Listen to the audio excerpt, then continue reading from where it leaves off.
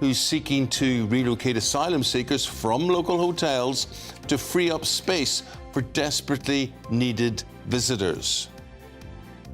And royal commentator and friend of the show, Katy Nickel, joins us to chat about her recent battle with liver cancer and her new campaign to raise awareness and encourage others to seek help as early as possible.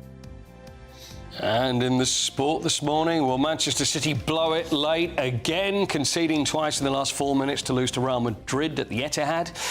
So nearly an FA Cup Devon double as Exeter just lose out to Nottingham Forest on penalties. And in rugby, Wales coach Warren Gatland has fallen on his sword. Hello, good morning. Another cloudy and chilly day ahead. Also some drizzle at times, but there will be some sunshine. To find out where, stay tuned and I'll be here with all the details. A very good morning to you, whoever you're watching and listening to us on this Wednesday morning. This is GB News Breakfast and I'm Eamonn Holmes. And I'm Ellie Costello.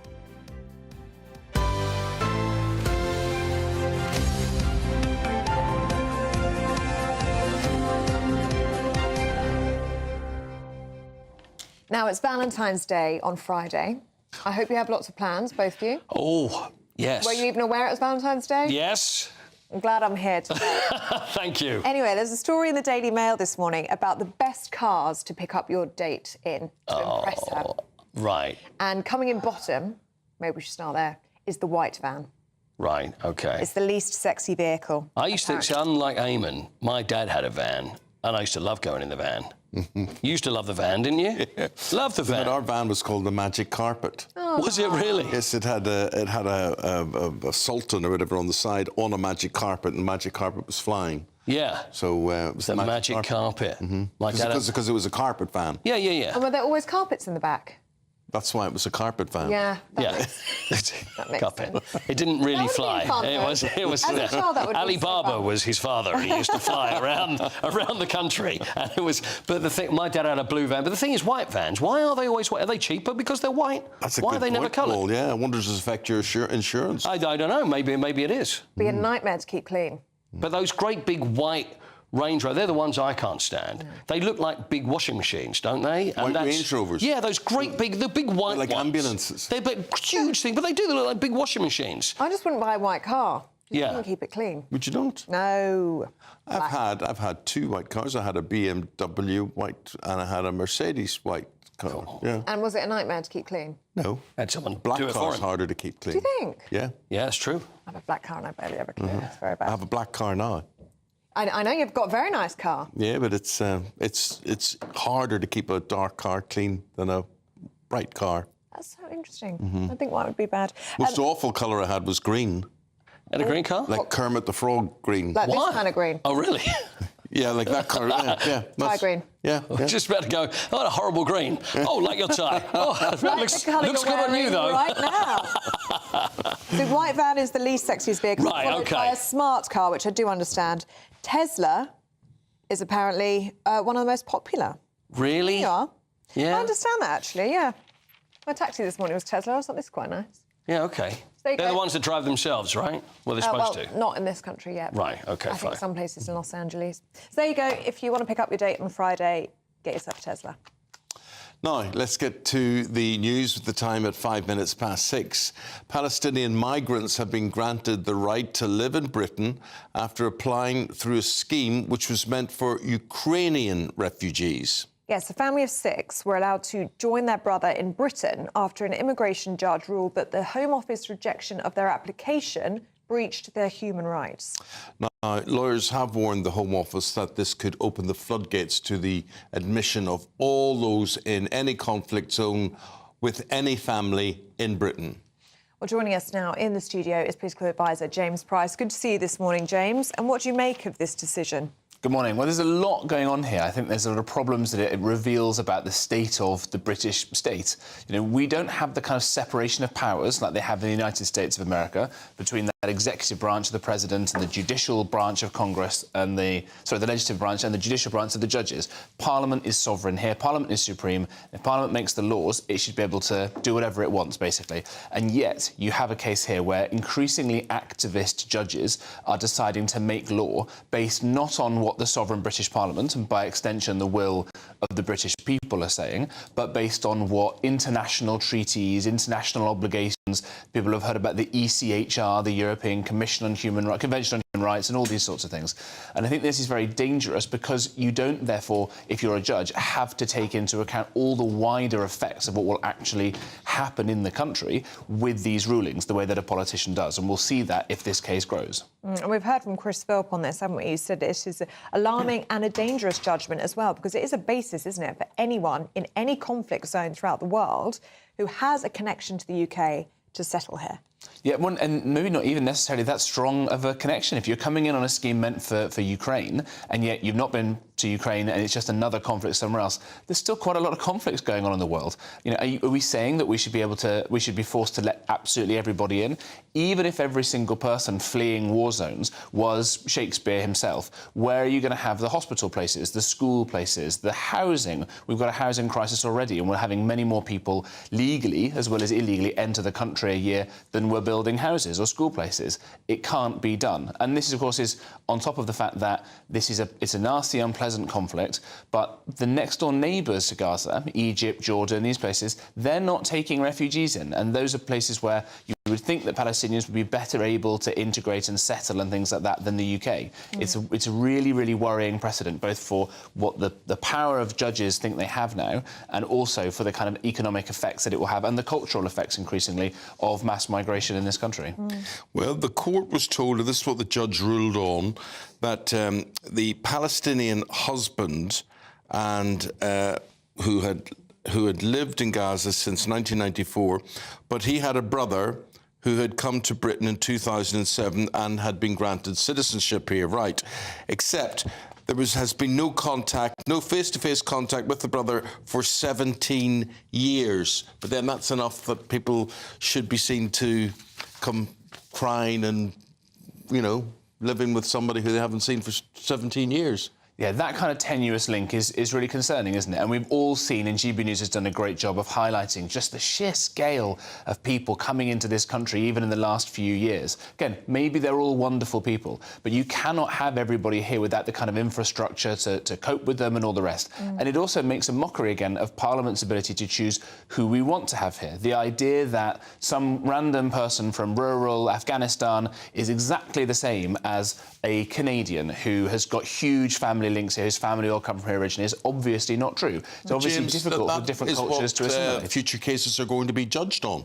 Right, and I think it's therefore very, very important that Parliament takes this and the government takes this as seriously as I think we should take it, and pass some emergency legislation that can be done very, very quickly. Parliament can sit all through the night, it can debate all this very, very quickly and actually work fast. Last night, the Parliament rose at about 4 p.m, because clearly Labour don't think there's very much important legislating to be done to change this. And I think we need to rapidly curtail the power of activist judges like this, who see it as their duty not to advance the national interest, or even, frankly, to observe British statute law, but to appeal to international law, whatever that may be, to the European Convention on Human Rights, and all of this kind of stuff that is being made by activist judges abroad. And this is, again, the same reason why Labour seems so desperate to give up the Chagos Islands. That was done by a ruling of an international court, members of whom have been put on by Vladimir Putin and President Xi of China. And we're letting these people dictate our laws and what will be good for this country. And people should, at home, they should all write into their MPs and say, no, don't do this,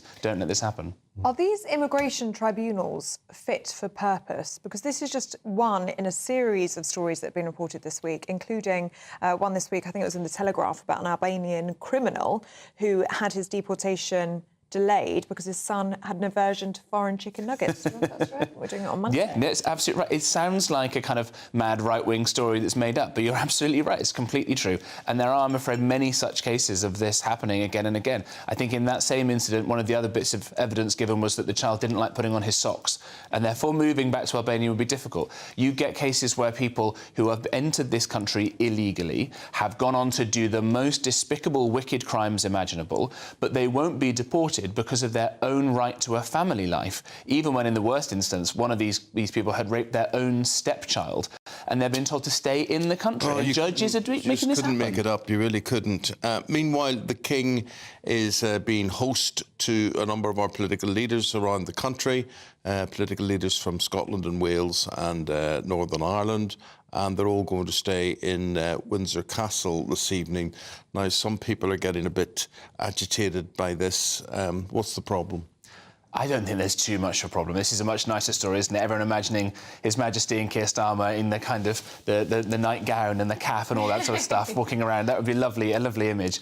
I think that all that His Majesty is probably doing is realising now he's been in the job, as it were, for a couple of years, the real influence that he can have is a sort of convening power. Let's get lots of people all in a room together. They know they've got to be on their best behaviour and they can't fall to the level of petty politics if the King is sort of watching on.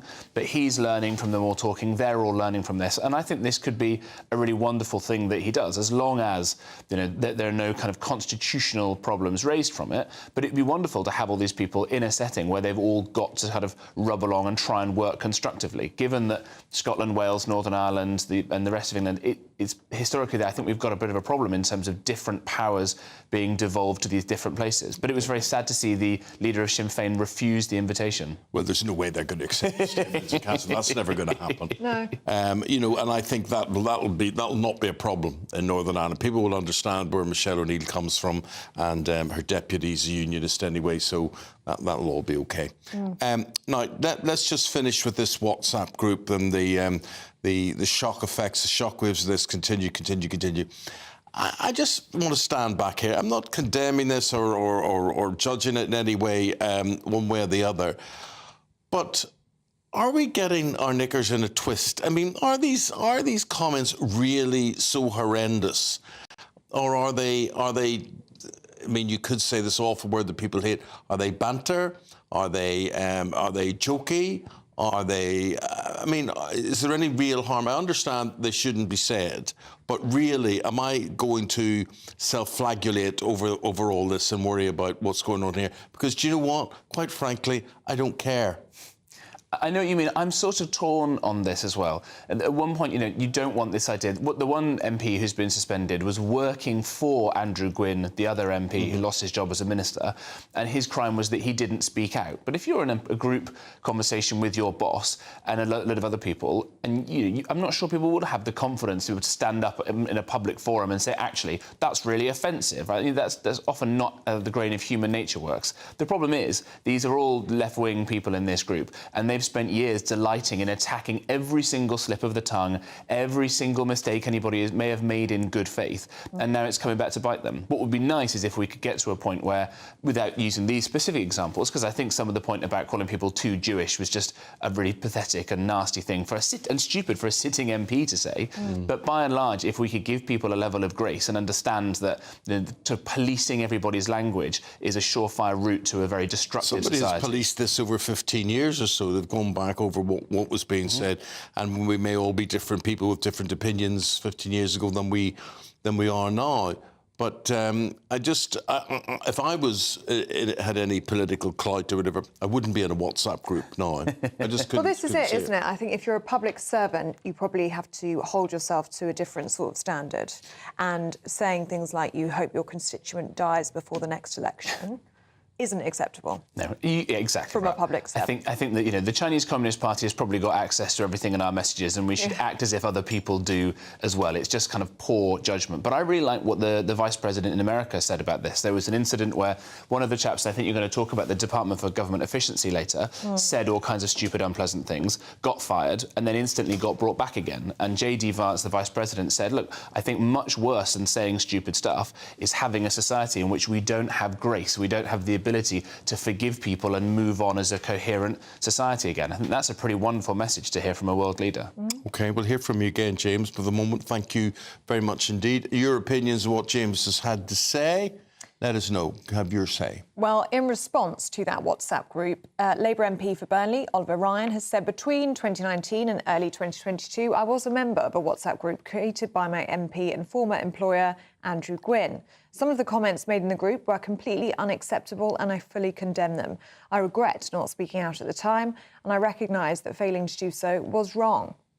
I also made some comments myself, which I deeply regret and would not make today, and for that I wholeheartedly apologise. I'll cooperate fully with the Labour Party's investigation. And in response to this as well, Labour Minister Andrew Gwynn has said, I deeply regret my badly misjudged comments and I apologise for any offence that I've caused. I've served the Labour Party all my life and it was a huge honour to be appointed a minister by Sir Keir Starmer. I entirely understand the decisions the PM and the party have taken, and while very sad to have been suspended, I will support them in any way I can.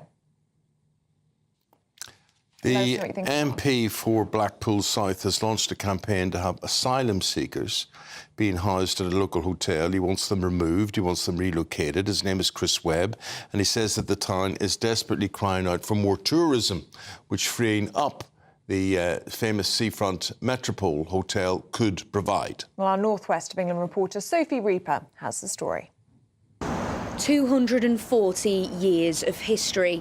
The iconic Metropole Hotel has always been the place to stay in Blackpool. And yet, for almost 4 years, its only use has been to house hundreds of asylum seekers. Now, what was supposed to be a 3-month temporary solution has, in the minds of many, become the root to many of the town's problems. We need this back for our local economy. Businesses all around here on the seafront message me day in, day out saying we need this back. This is now putting unmeasurable strain on our local services. It's an incredible hotel, but it needs to be brought back into holiday-maker use and stop being an asylum hotel. Last week, the area's local MP, Chris Webb, was finally granted access to the hotel. What he saw shocked him and led him to launch a petition to remove the migrants from the Metropole and have them housed elsewhere. We've had reports of incidents in there that I'm not happy with, of rationing baby formula. There's been safety issues, staffing issues. It's just completely inappropriate for them to be at this location and in one of the most deprived wards in the whole of the country. It's not on, there's better places, and that's why we're calling on Serco to do that. One source told GB News that the hotel now makes around £250,000 every single week, yet only spends 10% of that on staffing. We asked owners Britannia for comment, but they've yet to respond. However, Serco, the organisation responsible for housing asylum seekers, had this to say. Our staff treats all the people in our accommodation with respect and dignity, and their safety and well-being is our top priority, including providing regular balanced meals. We believe this hotel is safe and well run, and we've met with MP Chris Webb to discuss his concerns. But amidst all of this, what do the people of Blackpool think? Personally, I think it's a very good idea. I mean, you get loads of migrants hanging about the areas. They have to be somewhere. They don't seem to be causing anybody any harm. There's enough tourism hotels, B&Bs in the area, and they need somewhere to stay. I think if the empty place, I think they're just going to spread them around Blackpool and boycott Metropole. Now, as concerns grow and resources dwindle, it seems that eventually something in this seaside town will have to change. Sophie Reaper, GB News. Now at almost 20 minutes past 6, let's take a look at some other stories coming into the newsroom this morning. President Netanyahu has warned that the ceasefire with Hamas will end if they don't return hostages by midday on Saturday. The Israeli leader echoed President Trump, who threatened to let hell break out in Gaza if the dozens of remaining Israeli hostages were not freed. Heathrow Airport is set to announce multi-billion-pound investment with the expansion of 2 of its terminals ahead of a proposed third runway. Dubbed as a once-in-a-generation investment, the plans aim to hit 100 million passengers. In a speech today, Chief Executive Thomas Waldby will unveil funding for upgrades, reconfiguring the layout of the airfield and boosting bus and coach connections. Abuse victims have hit out of the Church of England following its decision not to allow fully independent safeguarding. The Synod voted 392 in favour, 9 against and 6 abstained on the final motion. Representatives of abuse survivors have said the outcome was incredibly disappointing and showed that the Church had decided to keep it in the family. And these are live pictures from Kilauea volcano in Hawaii, which is erupting for the 9th time since December when it became active again. The volcano is located on Hawaii's Big Island. No residential areas have been threatened by lava.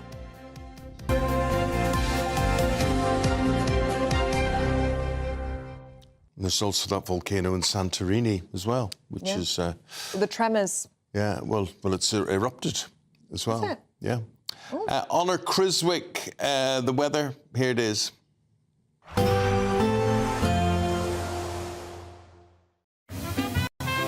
Heavy showers first thing will be followed by a warm, cosy day. Boxed boilers, sponsors of weather on GB News. Hello there, good morning. Welcome to your GB News weather update from the Met Office. Today we could see some fog in places to start, and also it's going to be rather cloudy, though we should see some brighter spells at times, but feeling rather chilly for all. Perhaps a spot of frost to start, particularly across the northwest of Scotland. Some fog in places, particularly around North Sea coasts, and this is where through the day we're going to see the bulk of the thickest cloud, also producing rain and drizzle at times too. The best of the brightness likely to remain across the far northwest of Scotland, but we could see the odd brighter spell elsewhere. But for many it's going to be a cloudy day and likely feeling chilly, particularly in those brisk winds along those North Sea coasts. Now, as we head into the evening, the clearest of skies once again largely confined to the northwest of Scotland. So as we head into the overnight period, this is where we'll likely see some frosty conditions. Cloudier though across the northeast of Scotland, northern parts of England and Northern Ireland too, and still with a risk of drizzle at times, particularly around eastern coasts and across any high ground. And then also across the south, still plenty of cloud and also some drizzle at times, once again mainly confined to hills. Then through the course of the night, we'll continue to see plenty of cloudy conditions. The clearest of the skies still remaining across the northwest of Scotland, where we could see some frost by the morning, but even northeastern parts of England, perhaps the odd clearer spell elsewhere across England and Wales, we could see some patchy frost to start. But for all, it is going to be a chilly night, but with plenty of cloud, most towns and cities remaining above freezing. Then as we head into Thursday itself, as I say, it could be quite a chilly start with some frost in the northwest, but for all, even under cloudier skies, it is going to be a cold day ahead, particularly once again in those brisk easterly winds moving in from the North Sea. It should be largely dry, the odd shower here and there, but cloud turning thicker across parts of Cornwall. We could to see some rain and drizzle here by the afternoon, and temperatures just below average, so once again another chilly day ahead. Expect a warm front, moving from the kitchen right through to the rest of the house. Boxed boilers, sponsors of weather on GB News. Do stay with us. Still to come. I was just going to say about people's lack of humour over anything. Oh, yeah. Peter Kay, who is the funniest man in the whole country, if you ever go and see him, I find him tremendously funny. And anyway, he's on tour at the moment, and he called a woman stood up and shouted something at him, and he said basically, "Button it, Lisa Riley." Meaning that she looked, and then you see a picture of her. That's Lisa Riley, that's her, and you can see how they do look alike. But that's how he gets his laughs. So everybody laughed anyway. It reduced her to tears, and so. If you heckle a comedian, you've got to be ready. Oh, of course, that's part of the deal. You've got to be ready for it. Yeah. Yeah. You have to be able to take it. Yeah. So there you go. He'd probably shout at me, you know, Robert Redford or George Clooney or something like that, you know, but there's the way it goes. Paul Cout, now I could compare Paul to, anyway, he's here with all the sport right after the break.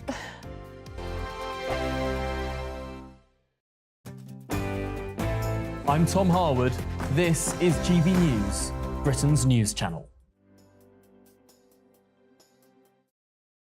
It's Patrick Christie's Tonight, and here we do things differently. It's explaining the absolute madness of this, doesn't it? It's explosive. I mean, this is very good. It's lively. 850. Your government sat there, Sean, and it did nothing. It's controversial. And the Middle East has been in turmoil since before I was born. It's everything you need to kickstart your evening. Everyone's had their Weetabix tonight. I love to see it. That's Patrick Christie's Tonight, weeknights from 9 p.m. Only on GB News, the People's Channel, Britain's news channel. Hi, I'm Michelle Dewberry, and my show is your opportunity to cut through all the noise and dive in headfirst to some robust debates. Ideas clash. Situation, isn't it? No, Because the failure is... You're the failure is... deliberately avoiding my point. Nothing's held back. And if you think this is the end of it, wait for more. And we do not shy away from the difficult stuff. Sometimes I want to shake people and say, if only you understood. So join me on Jubes & Co. weeknights at 6 p.m, only on GB News, Britain's news channel.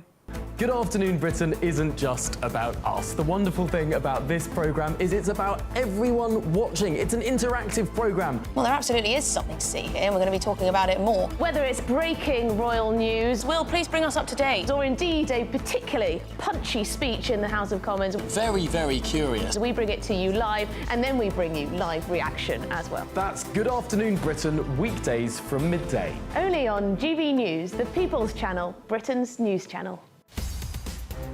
In the GB Newsroom, we bring you the news as it happens. With our team of dedicated journalists across the UK, we're ready to keep you up to date with what's happening every half an hour, every single day. Bulletins here on GB News, the People's Channel, Britain's news channel. This is Britain's Newsroom, where your voice matters. It's just astonishing. With expert analysis and honest opinion, we don't just keep you informed. We bring you unique perspectives you won't see anywhere else. Can't argue with any of that. When the news happens, it happens here. On Britain's Newsroom, weekdays from 9:30 a.m. Only on GB News. Join me, Camilla Tominey, for a frank and honest discussion with those in power that cuts through the spin and gets to the heart of the issues shaping our nation. You haven't confirmed that you want to stand as leader, but you haven't ruled it out either. This report basically says that he's not fit to stand trial. Is he indecisive? Incompetent? I deliver the dose of reality Westminster needs. That's the Camilla Tominey Show at 9:30 every Sunday on GB News, the People's Channel, Britain's news channel. I'm Stephen Dixon, and thanks for joining us on GB News, Britain's news channel.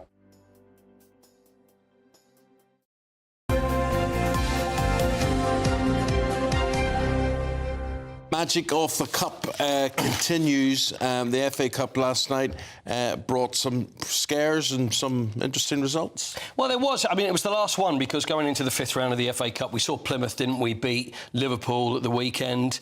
And I was saying it was like it could have been a Devon double because Exeter were at home to Nottingham Forest last night, and you know, they came so close. Yeah. Got to 2-2. They really did. But it was, again, Nottingham Forest did the thing where let's make 9 changes. We should be OK if we go away to Exeter because they're fighting on front. So, I mean, they're doing really well in the Premier League at the moment. But Exeter scored first. Then Nottingham Forest got a couple, then Exeter scored again, and then we go to penalties. And unfortunately for Exeter, lost 4-2 on penalties. So close, yet so far. What division are they in? Exeter in one, aren't they? No, but that would leave them 2 leagues beneath Forest there. Yeah. But the other one, the other huge game was in the Champions League because we're looking at playoffs for the Champions League at the moment. Man City against Real Madrid, and then Real Madrid did what they do, and that's score late, and Manchester City did what they've been doing a lot recently, and that's pretty much blowing a lead. So you could have almost written what was going to happen. Although at the start of the game, if we can see this huge banner, there was a huge banner because Rodri, who won the Ballon d'Or, have we got the banner? There we are, look at that.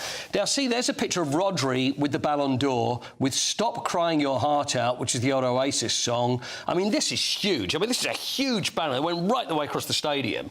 And it was mainly aimed at Real Madrid because Real Madrid players, when Vinicius Jr. did not win the Ballon d'Or, they all refused to go, and so that was put out, and it almost spurred them on. Sometimes it's not a good idea to make them angry, and they thought, OK, we'll show them. So I was at Dennis Law's funeral yesterday in Manchester, and there were quite a few City supporters paying their respects in the congregation as well. It was mostly United affiliated people, but there was a few City people, and they had their sky blue stuff hidden and things, but he was represented by all of Manchester. Because, you know, let's not forget, he did play for both clubs, and it was Manchester United he'd be best known for, of course, but then did have that little time at Man City when there was the famous story about the back heel that they say put Manchester United down into the old second division, although it wasn't necessarily him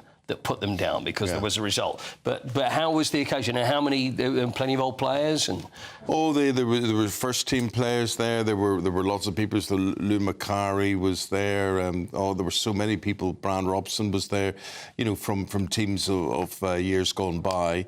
Sir Alex Ferguson gave an address as well, and it was emotional, but it was very respectful, and it was a very. I think everybody, I'd like to think, and I often do with current players, and I'm sure this is the case with the Manchester United players now, are they truly aware? And I always like to think that current players are aware of the greats that came before them. You know, because I know a lot of players, they're just very much focused on their own thing.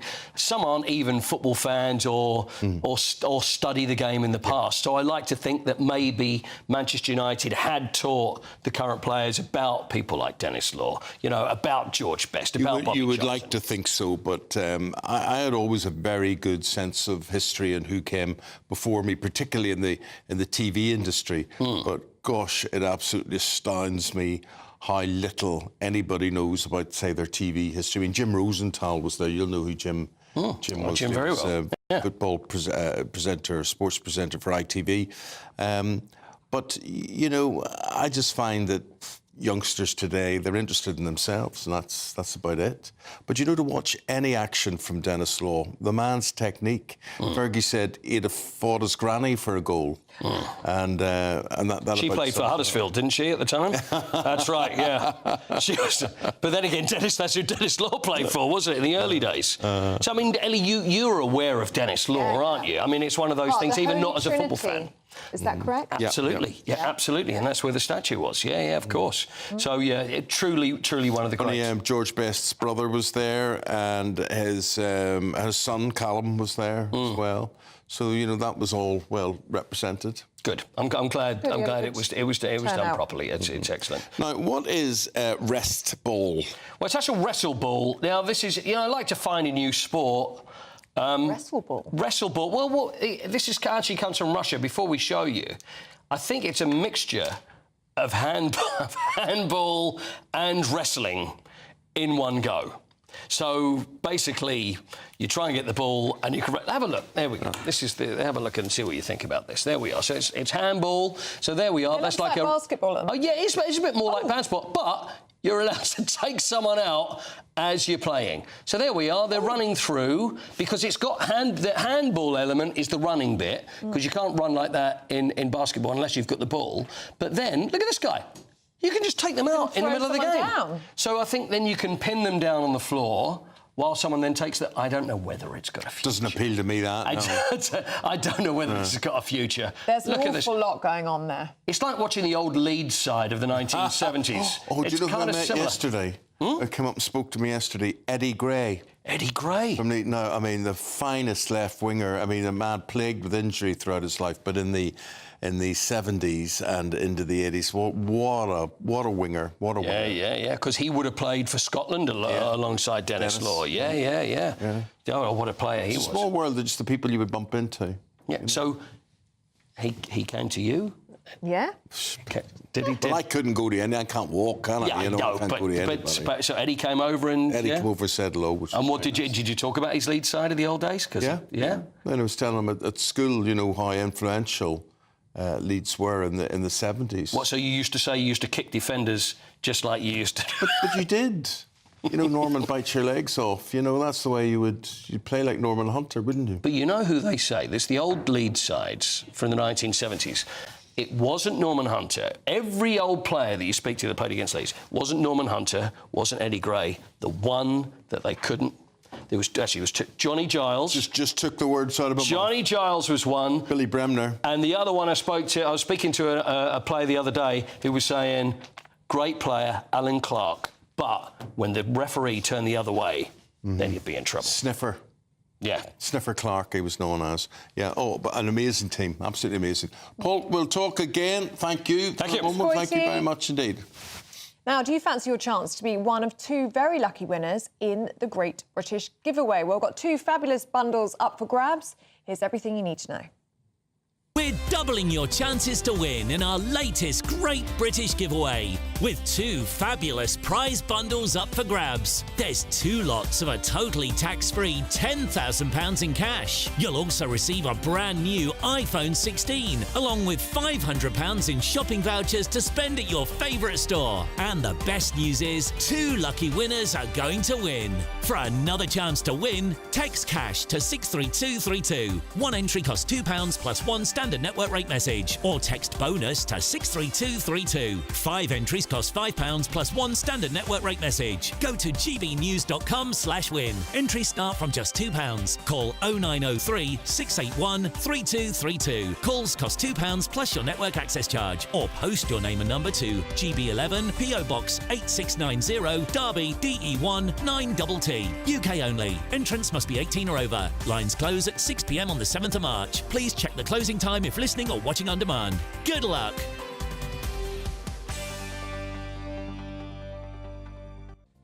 Still to come, we'll be going through the papers today in the company of Quentin Letts and Claire Muldoon after this.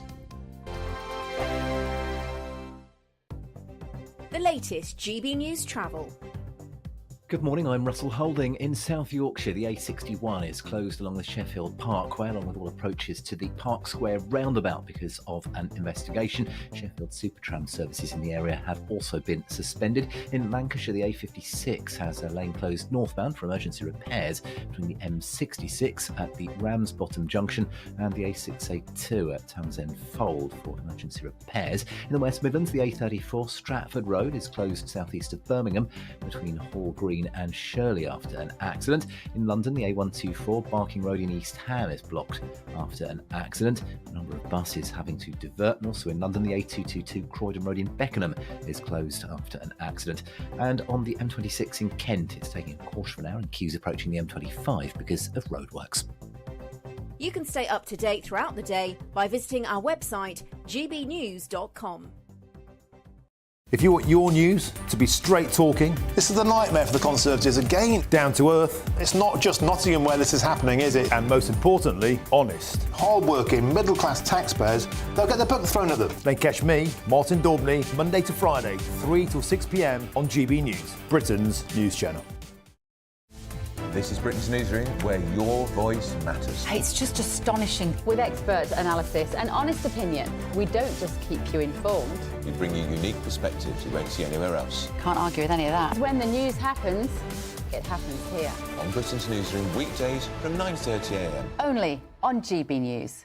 Good Afternoon Britain isn't just about us. The wonderful thing about this programme is it's about everyone watching. It's an interactive programme. Well, there absolutely is something to see here, and we're going to be talking about it more. Whether it's breaking royal news, Will, please bring us up to date. or indeed a particularly punchy speech in the House of Commons, Very, very curious. we bring it to you live, and then we bring you live reaction as well. That's Good Afternoon Britain, weekdays from midday. Only on GB News, the People's Channel, Britain's news channel. Headliners on GB News 11 p.m. every night. It's got 3 top comedians going through the next day's newspapers so you don't have to read them, which is great. That's a good point. He's lying. I mean, maybe he's not lying. That's Headliners every night from 11 p.m. and 5 a.m. as well on GB News, Britain's news channel.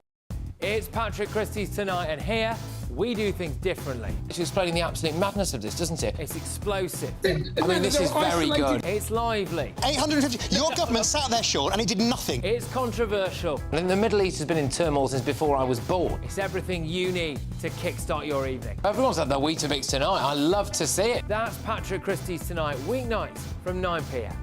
Only on GB News, the People's Channel, Britain's news channel.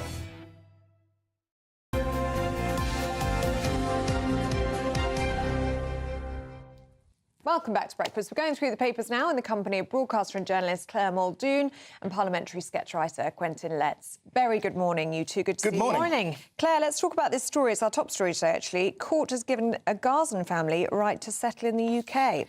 Now, I don't think we can have judges making up or subscribing based on how people present themselves in law. I think we need closure in this. We need guidance from the government. I don't think it's right that judges have now overturned the tribunal at the beginning for this family of 4 or 5 who have come to this country now, legally under the Ukrainian refugee scheme. That was set up for something completely different when Russia did invade the Ukraine, and now this family from Gaza are claiming that through their lawyers and through their legal team to have right to remain in this country. So if they get in, then anybody from anywhere could get in? Yeah. And why are our judges in this country folding to international law and the ECHR so easily, so often, to the detriment of this country itself? Quentin, what do you make of it? It's an extraordinary story. This scheme was for Ukrainians. And a Gazan family turns up. I mean, all you need to do is sort of ask them a question in Ukrainian. And then if they can't answer it, you say, no, sorry, you can't come into this scheme. But they're Gazans, they're not Ukrainians. But it's just a loophole, hasn't it? Well, is it a loophole? I think it's just a bonkers finding by the upper tribunal judge, Hugo Norton-Taylor. Whose dad writes for The Guardian. Well, how about that? And tribunal judges are pretty low in the legal food chain, and they are quite often eccentric. Or they reach eccentric judgments, put it like that. And this seems to be highly eccentric, to the point of just being bonkers. It's the repercussions. What will happen next? 2 million. 2 million people now might well have the right to come to the UK. Well, where are they going to go? They're going to go to Dartford? No, that's full. Dover's busy. I mean, there's no room for these people. I mean, do these judges ever think of the practicalities of things? You know, where are the schools, where are the roads, where are the hospital places? Well, they don't, because they don't think about that, because that's not in the framework. That's not in the legal framework to measure a judgment or to make a judgment. They make a judgment presented with the facts that are there, that are presented to them. And it seems as if there's quite a low threshold. Not that people shouldn't have a right to live peacefully, not that people shouldn't have a right for shelter. That's a fundamental human right. However, this will open the floodgates. We had the story on Monday of this week, covered by The Telegraph as well, about the Albanian family who could not be extradited back to Albania because of the son's dislike for chicken nuggets. Yeah. Now, this is sound bites. This is, stuff coming from the courts. But this is the court of public opinion. And again, it seems to be an absolute slap in the face for the populist vote in this country and for people to realise what they can do and take control. There doesn't seem to be any control. Well, also, there's no scrutiny of these judges. I would like Mr. Upper Tribunal Judge Hugo Norton-Taylor to come to GB News or to other broadcasting outlets are available, and explain himself. Because at the moment there is this sort of halo around the judiciary where they can't be held to account for their judgments. This judgment is so off-kilter that I think he needs to come out and say why he's reached it. Especially when they can make such novel and expansive interpretations. Novel. Human rights Novel's law. one way of putting it. Yeah. But do you think that human rights laws then need to be looked at so that Parliament gets a say rather than human rights lawyers? Well, I mean, I'd come out of the ECHR, but that's never going to happen in this Parliament. But human rights laws have a basic idea of human decency, which is admirable. But they are, some people take the mickey out of them.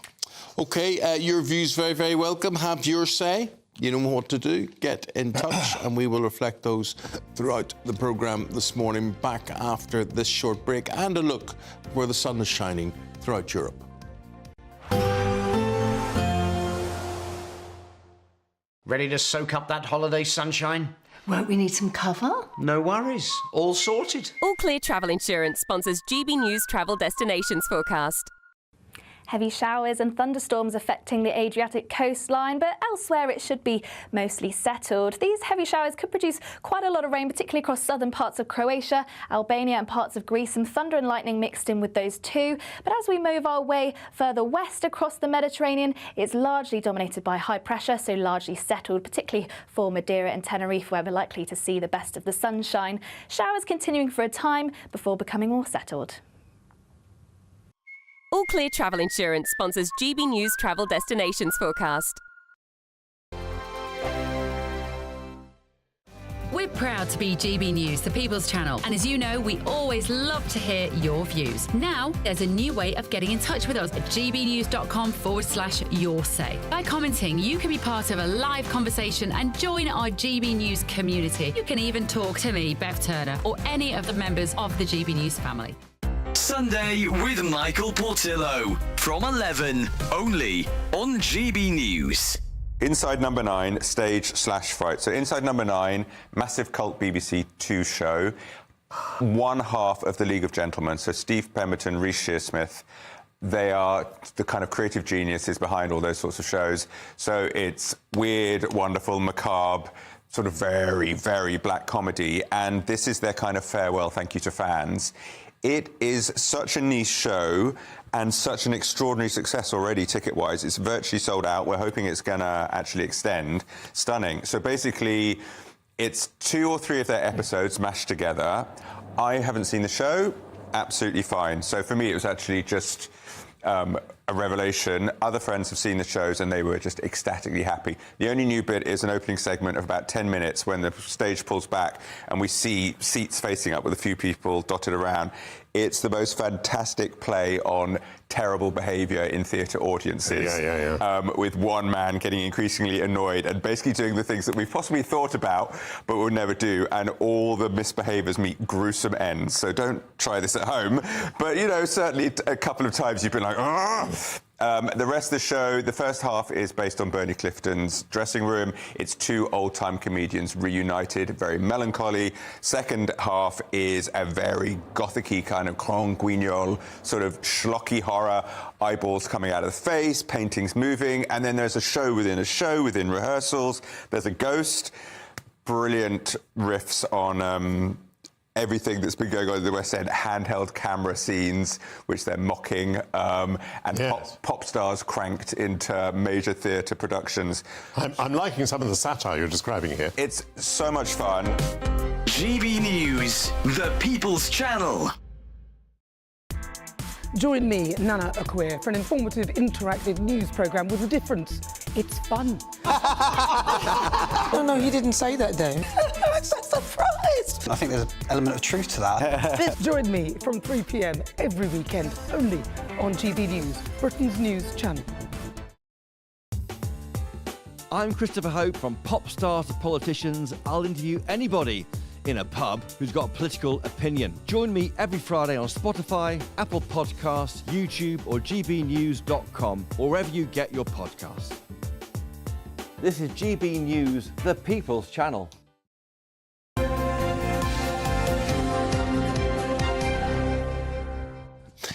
We've got Claire and we have got Quentin, and they have got the stories that are getting them talking in the newspapers. What else have you got now, Claire?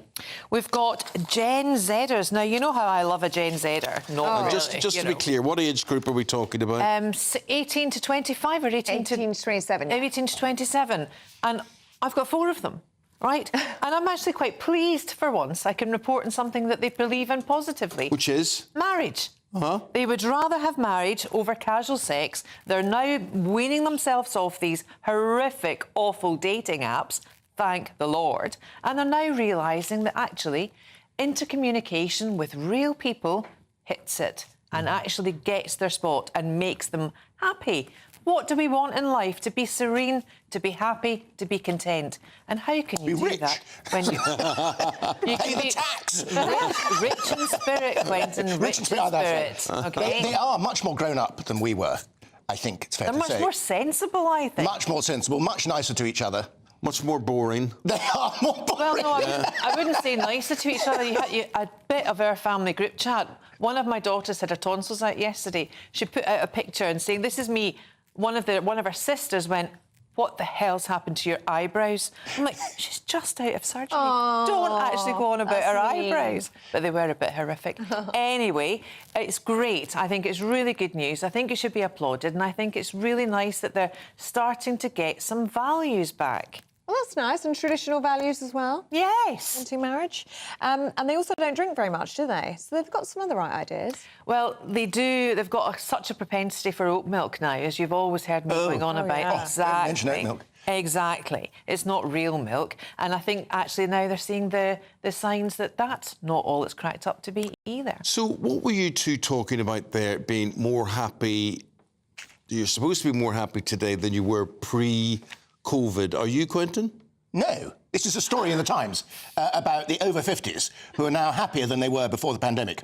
I don't know how, but somehow scientists measure happiness. Yeah. They put they say, drop your trousers, say 99, and they can tell whether you're happy. I mean, look at you, Eamonn, they just know you're wreathed in smiles. That Ken Dodd song, happiness, happiness, the greatest gift that I possess. Come on, we're losing viewers fast. But there is apparently this research ad saying that people over 50 are now happier than they were before the pandemic. I'm not sure that this is true. Do they say why?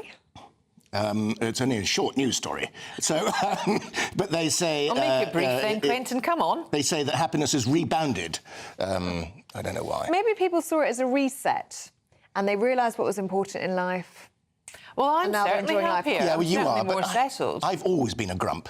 You're supposed to say what? You're over 50. Yeah, I know. Sorry, You missed that prompt there. That was in the rehearsal. But you are there. You are your sunshine. But you were happy before the pandemic, were you? Yes, I was. But I think post-pandemic, I think everyone used it, or I certainly did, use it as a reset. And you kept the people you wanted to keep with. You've seen the important things in life, like work, like family, like friends. And the ability to cook more and, just relax more. That's because more people are working from home. That might have something to do with it. Well, they shouldn't be working from home because they really don't like people working from home. Well, there's a story in the Mail today that the new man in charge of our borders is going to be working from Finland. I saw that, yeah. Really, really good news, isn't it? What border is that? He'll be happy. But no, I'm not happy. I found that the whole pandemic thing was so depressing and the damage it's done to our country and our country's finances. And not only the finances, but the children's development. And the children, and education. And I think the throwback from that is that children don't value teaching, face-to-face teaching as much. And I think if we can get back to, discipline, schools, ideology, parental responsibility, then that would help us surge going forward. But at the moment, it's not really there. But it is for me. But maybe a part of this happiness is an appreciation of our freedoms and of travel. I know that I certainly appreciate holidays a lot more now. Because we weren't able to do it for 18 months, 2 years. It was such a miserable time. I have an idea in my head of the pandemic and lockdown, almost as I suspect that, as I think about the Second World War, almost. It was such a grim time. And I almost look back at photographs before lockdown and look at them thinking I didn't know what was coming. Because it was such a ruinous time. I think lots of people can relate. I'd like to hear your interpretation of that. What were you like before and after pandemic? Was it a ruinous time for you? All that went on, have you emerged different? Maybe not better, but different from it. Let us know, have your say this morning, and we will reflect that throughout the programme. I can't believe it's been 5 years. I mean, in March, it's going to be 5 years. It's since unbelievable. That first lockdown. I mean, it's gone like that, hasn't it, really? Scary. Anyway, Quentin, Claire, thank you very much. We'll see you in the next hour for more papers. Right, let's get a look on the weather update, shall we, with Honor Critic, because it's been cold, so let's see if it's here to stay.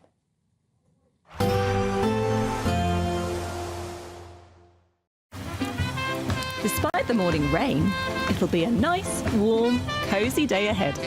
Boxed heat pumps, sponsors of weather on GB News. Hello there, good morning. Welcome to your GB News weather update from the Met Office. Today we could see some fog in places to start, and also it's going to be rather cloudy, though we should see some brighter spells at times, but feeling rather chilly for all. Perhaps a spot of frost to start, particularly across the northwest of Scotland. Some fog in places, particularly around North Sea coasts, and this is where through the day we're going to see the bulk of the thickest cloud, also producing some rain and drizzle at times too. The best of the brightness likely to remain across the far northwest of Scotland, but we could see a brighter spell elsewhere. But for many, it's going to be a cloudy day and likely feeling chilly, particularly in those brisk winds along those North Sea coasts. Now, as we head into the evening, the clearest of skies once again largely confined to the northwest of Scotland. So as we head into the overnight period, this is where we'll likely see some frosty conditions. Cloudier, though, across the northeast of Scotland, northern parts of England and Northern Ireland too, and still with a risk of drizzle at times, particularly around eastern coasts and across any high ground. And then also across the south, still plenty of cloud and also some drizzle at times, once again mainly confined to hills. Then through the course of the night, we'll continue to see plenty of cloudy conditions. The clearest of the skies still remaining across the northwest of Scotland, where we could see some frost by the morning, but even northeastern parts of England, perhaps the odd clearer spell elsewhere across England and Wales, we could see some patchy frost to start. But for all, it is going to be a chilly night, but with plenty of cloud, most towns and cities remaining above freezing.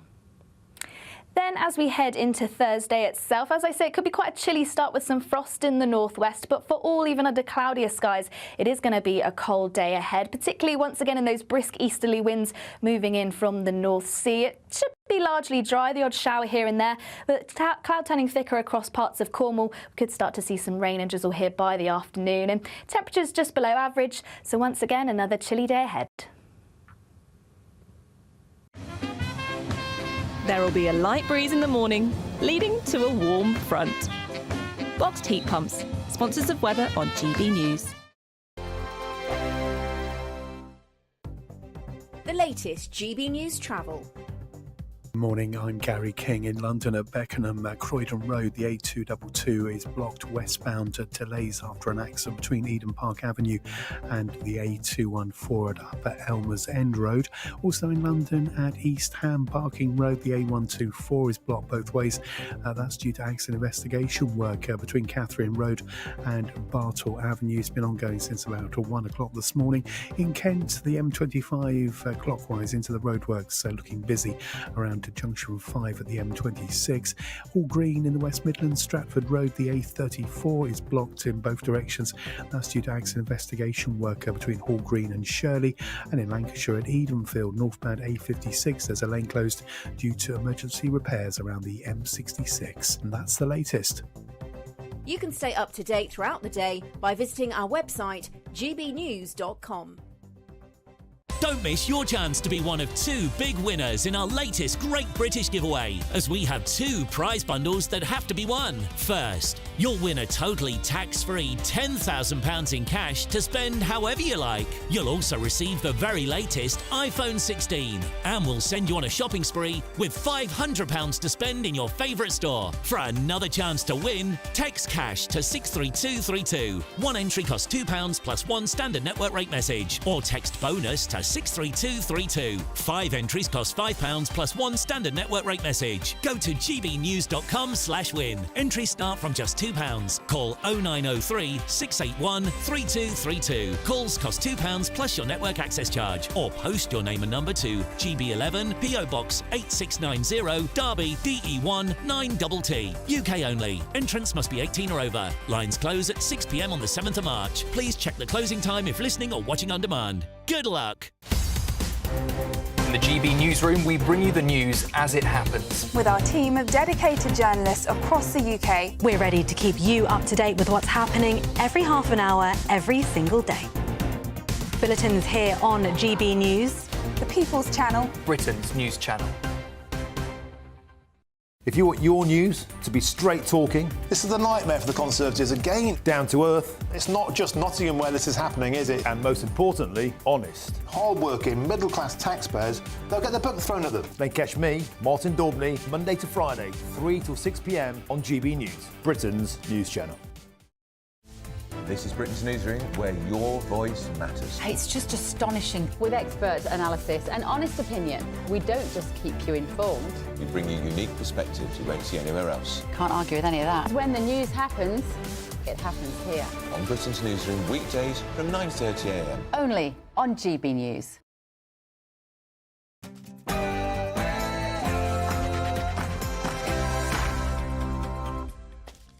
Good morning. A family of 6 Palestinian refugees have been granted the right to asylum in Britain. But it was through the Ukraine family scheme, exposing a loophole in the system. Well, fears now that the decision could open the floodgates to any migrant in a conflict zone with family in the UK. King Charles is to host political leaders for a sleepover at Windsor Castle. However, his walkabout with the Prime Minister earlier this week, we're asking, is the King getting too involved in politics? Another headache for the Prime Minister as Labour suspends 11 councillors over alleged misogynistic, anti-Semitic and homophobic remarks made in a WhatsApp group over many years. Britain's biggest retailers warn that nearly 300,000 jobs could be lost unless the government takes action now, as economists fear the Chancellor may have no choice but to raise taxes. Big decisions for the Church of England. Abuse victims hit out at the General Synod votes to delay fully independent safeguarding. As President Trump and Elon Musk set up the new Department of Government Efficiency, we are asking, should the UK do the same? It's not draconian or radical, I think. It's really just saying, let's look at each of these expenditures and say, is this actually in the best interest of the people? And if it is, it's approved. If it's not, we should think about it. What are we doing about tourists? Well, we'll be meeting the Blackpool MP, who's seeking to relocate asylum seekers, getting them out of hotels there to free up space for desperately needed visitors. Royal commentator and friend of the show, Katy Nickel, joins us later to chat about her recent battle with liver cancer and a new campaign to raise awareness and encourage others to seek help as early as possible. And in sport this morning, well, Manchester City face a very uphill task to stay in the Champions League. They conceded late again against Real Madrid last night. Celtic's turn this evening. They play Bayern Munich.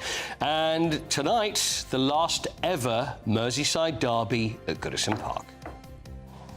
Hello, good morning. Another cloudy and chilly day ahead. Also some drizzle at times, but there will be some sunshine. To find out where, stay tuned and I'll be here with all the details. Very good to see you. I'm Eamonn Holmes. This is GB News Breakfast, and this is... I'm Ellie Costello.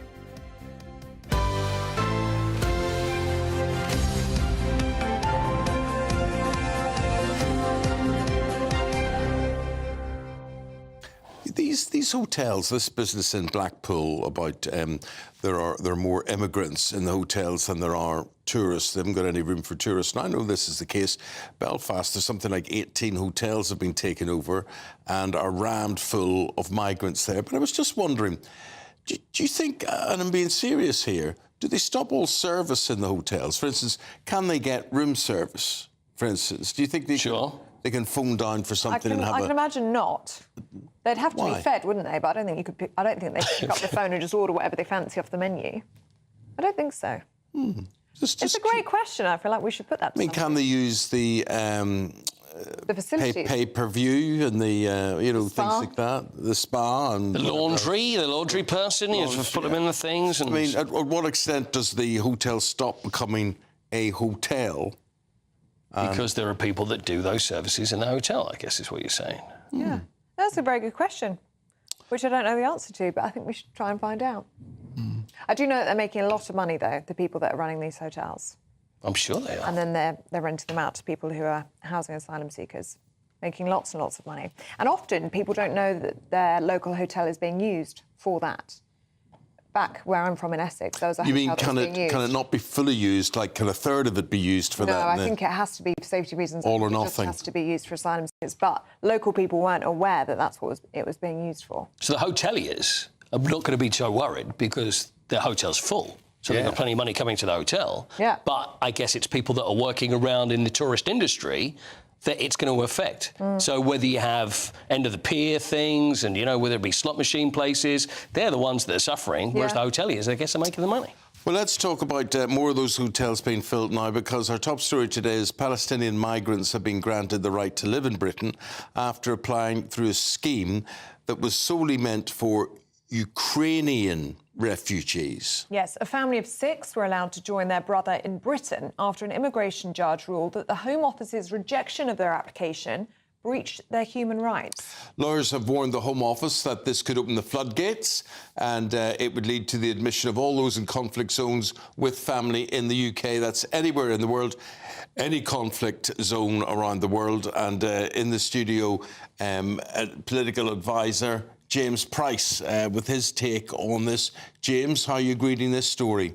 Good morning. Well, I think you're right to tie it to these hotel story issues, because there's a simple issue here about Britain's capacity to take all of these people in. What happens, for example, because now if this ruling says you can just take an infinite number of people in, if every Palestinian comes to this country, all the other asylum seekers from all the refugee sites around the world, all these people coming along, what happens when every hotel room is full? You've started seeing already councils actually buying up private housing to start housing people as well. Well, that puts Brits who want to buy houses out of that market too, and that just shows the different kinds of pressures that we're having. Britain cannot take all of these people in. It should not take all of these people in. We should instead seek to be sort of, what would you call it, the grammar school of the world, and try and take, the best and brightest people we can. That would be good for the economy. We should take people who are more culturally compatible, people that understand the British sort of ways of life and traditions and mores. And I don't think that's necessarily true of people from cultures that are very, very different. And then, there's this whole other argument we've talked about before about judges making these kinds of decisions. They've got absolutely no, I think, proper right to do this, either morally or politically. And certainly they're not paying attention to all of these other catastrophic effects on local communities either.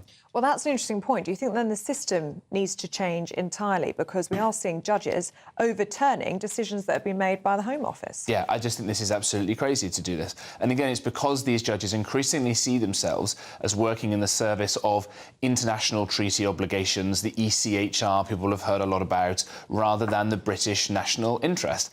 Interesting, and I think it was Quentin who said this just now, that the father of the judge in question has been tweeting all sorts of things about how there's a genocide going on in Gaza and all these sorts of things. If these people want to be political actors, fine. They should put themselves up for election and put their ideas of, we're going to flood all of your communities with these so-called asylum seekers and fill up hotels that lead to all the kinds of problems we do. Put themselves up to the electorate for that, rather than hiding behind the judge's wig, or whatever it may be.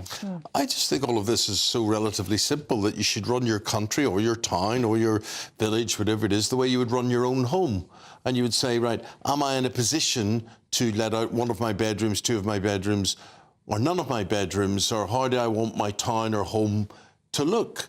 And here we just have this idea that no matter who you are in the world, no matter what your problem is, that's Britain's problem. Yep. So the question is it really Britain's problem? Yeah, that's a great way to put it, and people at home will completely understand that. If you're doing quite well this year and you think, I've got some money left over, I might want to give it to a charity, might want to take in a Ukrainian refugee, as so many Brits did, especially at the start of that horrible invasion. And of course, I think probably the Russia-Ukraine conflict is a lot less complicated to think through than what's been happening in Israel and Palestine for a long time. But we have to face the facts that, sadly, this country is not a very rich country anymore. The economy has not really grown in the last, almost 20 years now. We've got increasing problems with crime. People feel unsafe on the street. You can't walk down the street with your mobile phone in your hand because someone will snatch it out. We're seeing, even from these recent arrivals, some stories, I think it was in Nottingham, of these so-called asylum seekers hanging around outside primary schools and trying to lure kids into woods and things. Horrible things that we shouldn't definitely be thinking about at this time of the morning. We can't take in all of these people with all their many, many problems, as you say, until we've fixed the very deep issues we've got ourselves with our economy and with the rest. And there are some people who say, but they'll come and contribute to the economy, won't they? As if the mass migration has been good for this economy at all. It hasn't been. And other countries are starting to be brave enough to release the statistics about whether people from certain countries are a net contributor to the economy or a net drain. And people that have come in the last few years are coming up on their what's called indefinite leave to remain, this idea that they could then stay forever. And you look at some reports, I think the Centre for Policy Studies put out, that some conservative estimates over the course of the lives of these people who've come, when they start bringing in lots of dependents, of children, of older people, all the rest of it, will be an absolutely enormous, so we're talking £200 billion plus extra cost to the economy. Far from making these things better, we're making things worse for Brits, and we shouldn't be taking in all of these people when we can't fix their problems, and we have no moral obligation to. OK.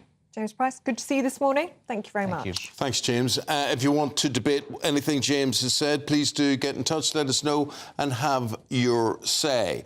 The local MP for Blackpool South has launched a campaign to have asylum seekers there taken out of their hotels and relocated. Well, Chris Webb says that the town is desperately crying out for more tourism, which, freeing up the famous seafront Metropole Hotel, could provide. Our North West of England reporter Sophie Reaper with the story. 240 years of history. The iconic Metropole Hotel has always been the place to stay in Blackpool. And yet, for almost 4 years, its only use has been to house hundreds of asylum seekers. Now, what was supposed to be a 3-month temporary solution has, in the minds of many, become the root to many of the town's problems. We need this back for our local economy. Businesses all around here on the seafront message me day in, day out saying we need this back. This is now putting unmeasurable strain on our local services. It's an incredible hotel, but it needs to be brought back into holidaymaker use and stop being an asylum hotel. Last week, the area's local MP, Chris Webb, was finally granted access to the hotel.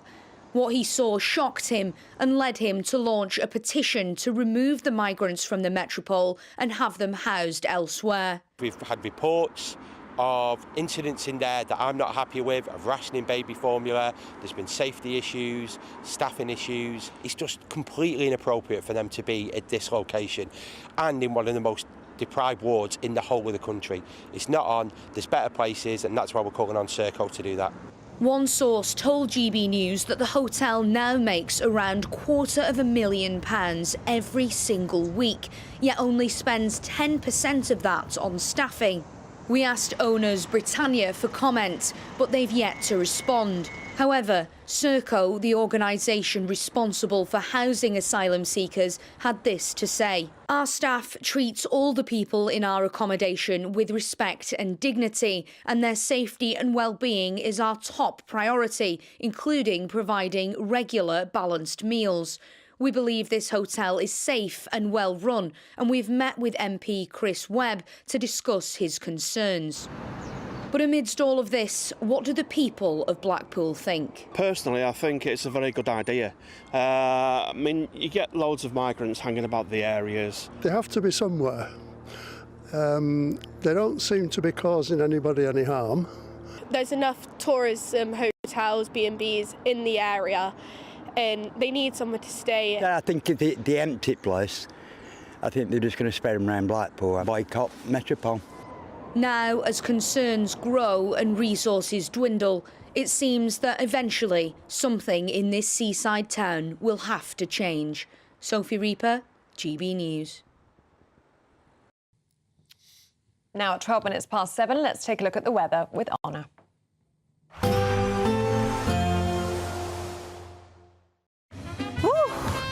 A chilly start will give way to a lovely, warm afternoon. Boxed heat pumps, sponsors of weather on GB News. Hello there, good morning. Welcome to your GB News weather update from the Met Office. Today we could see some fog in places to start, and also it's going to be rather cloudy, though we should see some brighter spells at times, but feeling rather chilly for all. Perhaps a spot of frost to start, particularly across the northwest of Scotland. Some fog in places, particularly around North Sea coasts, and this is where through the day we're going to see the bulk of the thickest cloud, also producing some rain and drizzle at times too. The best of the brightness likely to remain across the far northwest of Scotland, but we could see the odd brighter spell elsewhere. But for many it's going to be a cloudy day and likely feeling chilly, particularly in those brisk winds along those North Sea coasts. Now, as we head into the evening, the clearest of skies once again largely confined to the northwest of Scotland. So as we head into the overnight period, this is where we'll likely see some frosty conditions. Cloudier though across the northeast of Scotland, northern parts of England and Northern Ireland too, and still with a risk of drizzle at times, particularly around eastern coasts and across any high ground. And then also across the south, still plenty of cloud and also some drizzle at times, once again mainly confined to hills. Then through the course of the night, we'll continue to see plenty of cloudy conditions. The clearest of the skies still remaining across the northwest of Scotland, where we could see some frost by the morning, but even northeastern parts of England, perhaps the odd clearer spell elsewhere across England and Wales, we could see some patchy frost to start. But for all, it is going to be a chilly night, but with plenty of cloud, most towns and cities remaining above freezing. Then as we head into Thursday itself, as I say, it could be quite a chilly start with some frost in the northwest, but for all, even under cloudier skies, it is going to be a cold day ahead, particularly once again in those brisk easterly winds moving in from the North Sea. It should be largely dry, the odd shower here and there, but cloud turning thicker across parts of Cornwall. We could start to see some rain and drizzle here by the afternoon, and temperatures just below average, so once again another chilly day ahead. A nice bright morning will generate a lovely warm day, right through to the evening. Boxed Solar, sponsors of weather on GB News. Just continuing this business of migrants staying in hotels in the country. John says, I believe hotel staff are laid off and they're replaced by security staff. I don't know if that's the case or not, John, but interesting theory. Well, that feels familiar, actually. I think there has been a GB News report with one of our local reporters saying exactly that, that the hotel staff had been laid off for security, so that does ring true in that sense. Philip says if a judge can allow Gazan citizens to come to the UK, then a few million from the Congo, Somalia, Yemen can come as well. This is total madness. Darren says coastal towns like Blackpool should not be housing illegals. These towns survive on seasonal tourists, and I know that many won't be having holidays there due to that. Barbara says, my opinion, for what it's worth, I think it's time for a referendum on our membership of the ECHR. I want to live in a country led by an elected leader, not a courtroom led by our present lawyer. Patrick says this country seems to be a dumping ground for the world's problems, but we'll give you the answer to some of those problems now, because this is your chance to win one of 2 prizes in the current Great British Giveaway. It is a goodie. It could be yours. Have a go. Don't miss your chance to be one of 2 big winners in our latest Great British Giveaway, as we have 2 prize bundles that have to be won. First, you'll win a totally tax-free £10,000 in cash to spend however you like. You'll also receive the very latest iPhone 16, and we'll send you on a shopping spree with £500 to spend in your favourite store. For another chance to win, text cash to 63232. One entry costs £2 plus 1 standard network rate message, or text bonus to 63232. 5 entries cost £5 plus 1 standard network rate message. Go to gbnews.com/win. Entries start from just £2. Call 0903 681 3232. Calls cost £2 plus your network access charge, or post your name and number to GB11 PO Box 8690 Derby DE1 9TT. UK only. Entrants must be 18 or over. Lines close at 6 p.m. on the 7th of March. Please check the closing time if listening or watching on demand. Good luck.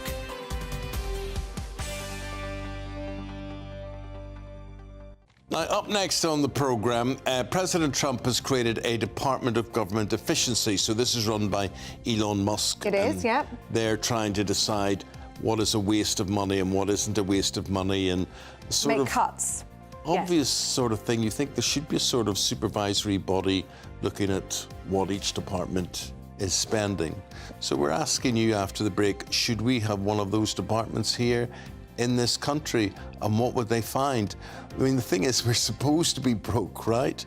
But I bet you and me, if you looked at the books for a lot of these departments, you say, what? What are you spending money on? Yeah. Get rid of that, forget that, or not. Let us know after this.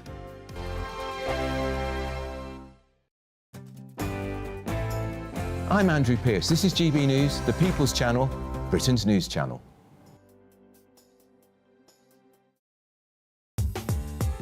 I'm Christopher Hope. From pop stars to politicians, I'll interview anybody in a pub who's got a political opinion. Join me every Friday on Spotify, Apple Podcasts, YouTube or gbnews.com, or wherever you get your podcasts.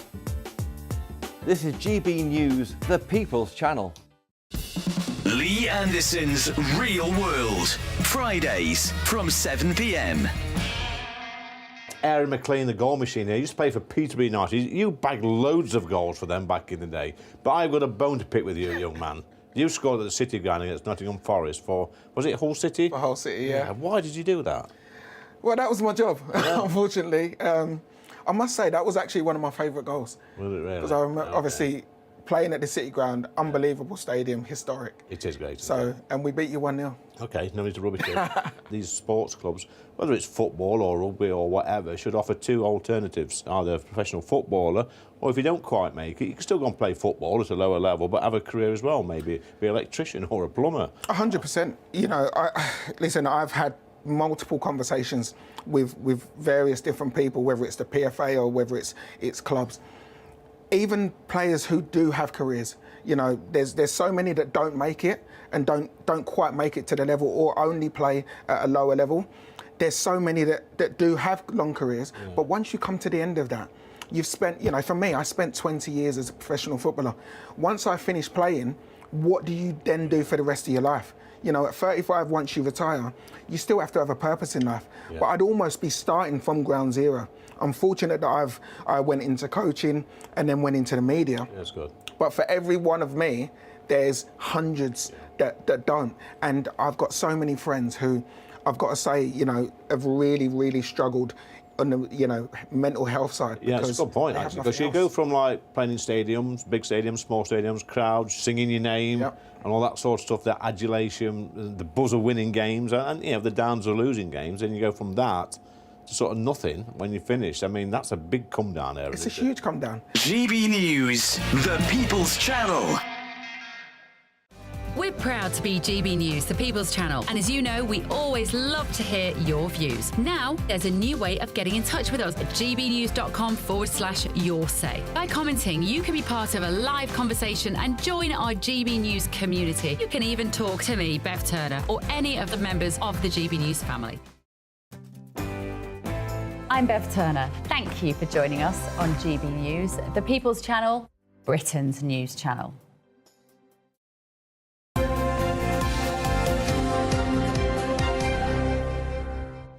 So President Trump and Elon Musk have got together and they've created a Department of Government Efficiency. And what does that do, Ellie? Well, it's in charge of slashing costs, OK? So this department will focus on improving the performance of government services with its goal to streamline processes and ensure taxpayer funds are used widely, OK? This is what Elon Musk had to say about it yesterday. If the bureaucracy is in charge, and then what meaning does democracy actually have? If the people cannot vote and have their will be decided by their elected representatives in the form of the president and the Senate and the House, then we don't live in a democracy, we live in a bureaucracy. Well, let me tell you, Elon, the first thing I would get rid of, the first thing I would slash is your Sprague, who's in front of you there. I thought that was cute. He's running a department for efficiency. Why does he need to bring in everybody from his family in there? I thought it was nice to get the kid out of the Oval Office. The kid shouldn't be there. OK. Well, today we're asking whether Britain should follow suit and implement a Department of Government Efficiency. Imagine Keir Starmer standing with all his children or grandchildren around him, whatever it is. I think it makes them more human. I think it's nice. Like J.D. Vance, we see him with his kids. I think it's quite nice. Anyway, we're joined by the host of the People Politics podcast, Paul Dudridge, who believes we should, and political commentator Samuel Sweek, who believes Britain doesn't need a Department of Government Efficiency. Paul, my first question to you is, I'm just surprised we haven't got this department already. Yeah, listen, it's wonderful to meet the debater, but I can't quite understand how anybody would stand up for continuing government waste and not inspecting government waste and not trying to be as efficient as possible with the public purse. I can't believe there's even a contrary argument to that. Yeah. Of course you should have one. And haven't you got like the National Audit Office or something? Yes, there is one of those. I mean, I presume that's what it's supposed to do. But I also presume that governments don't even know what they're wasting, what they're spending. Oh, completely. Listen, there's been some wonderful examples from the United States. It's like, I don't know if you've seen $20 million being spent on the Iraqi Sesame Street, for example. But looking at Britain, you've got a few yourself. There was like a survey on pregnant men that the government is funding. And so it's comical on one hand, but apparently, this government arrived with servicing or trying to fix a £22 billion black hole, if we're to believe the incoming government, and servicing the debt, servicing the national debt is £116 billion a year. That's the education budget. So there's a comical side to this, but absolutely every single budget, every bit of public funding should be explored line by line to bring down the excessive, bloated, permanent bureaucratic classes gravy train. Samuel, why don't you think we need a Department of Government Efficiency? Well, no, just to be clear from the get-go, I obviously do believe that there does need to be obviously financial prudency and every bit of spending does need to be appropriately scrutinised. My issue with the Department of Government Efficiency, and particularly the model that's run in the United States, is that it's being run by, firstly, the richest man on earth, the richest man who has ever lived, who has unconstitutionally taken an axe to numerous government departments, research programs, has fired the chair of the National Labour Relations Board. And we're at a point where this is not being passed through the House, this is not being passed through the Senate. The person who is making this decision is an unelected oligarch who, as I said, is the richest man on earth. And I think it's brass neck to be talking about financial and fiscal prudency when you quite literally have blown billions of pounds buying social media platforms and sending rockets into space. I think that also it's a worrying sign, looking at all these cuts that the so-called Doge department has made, is that there is absolutely no signals and no intention, in fact, flat declining of raising the federal minimum wage in the United States, which has been stuck at $7.25 since July 2009.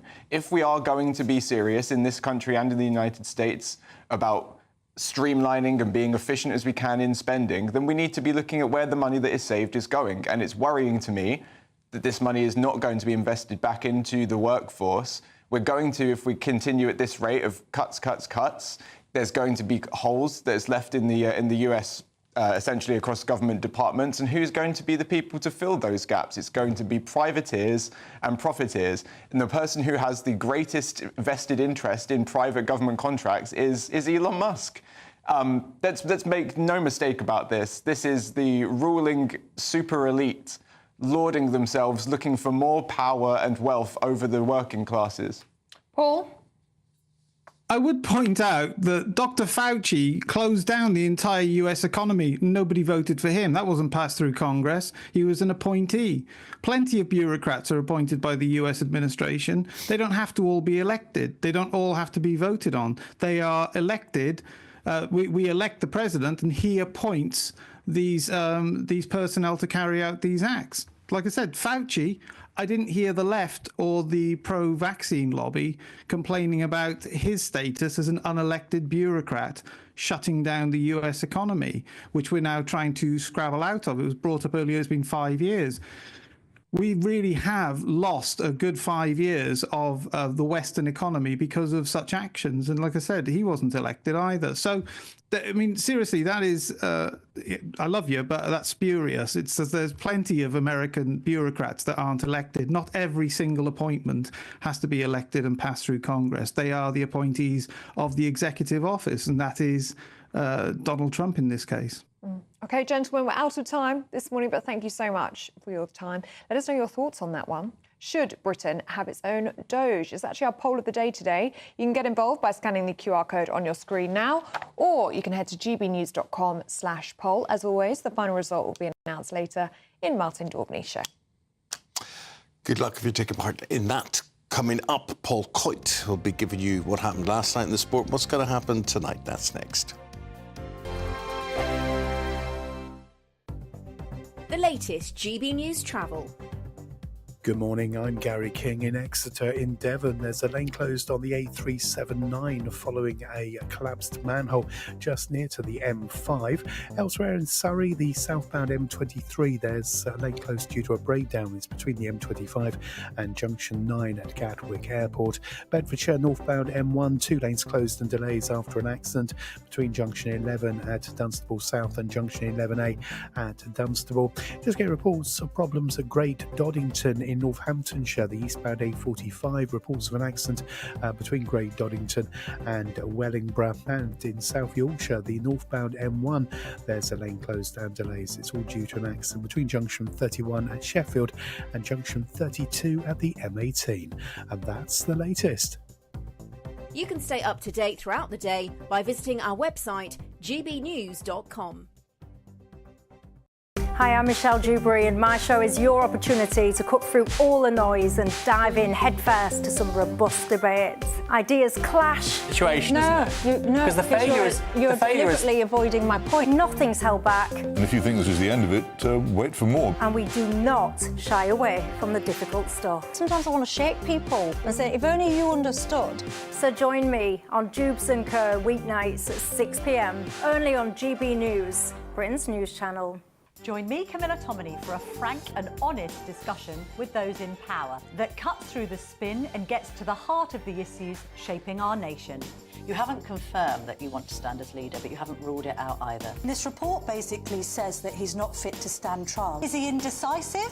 Incompetent? I deliver the dose of reality Westminster needs. That's the Camilla Tominey Show at 9:30 every Sunday on GB News, the People's Channel, Britain's news channel. It's Patrick Christie's Tonight, and here we do things differently. It's explaining the absolute madness of this, doesn't it? It's explosive. I mean, this is very good. It's lively. 850. Your government sat there short and it did nothing. It's controversial. And the Middle East has been in turmoil since before I was born. It's everything you need to kickstart your evening. Everyone's had their Weetabix tonight. I love to see it. That's Patrick Christie's Tonight, weeknights from 9 p.m. Only on GB News, the People's Channel, Britain's news channel.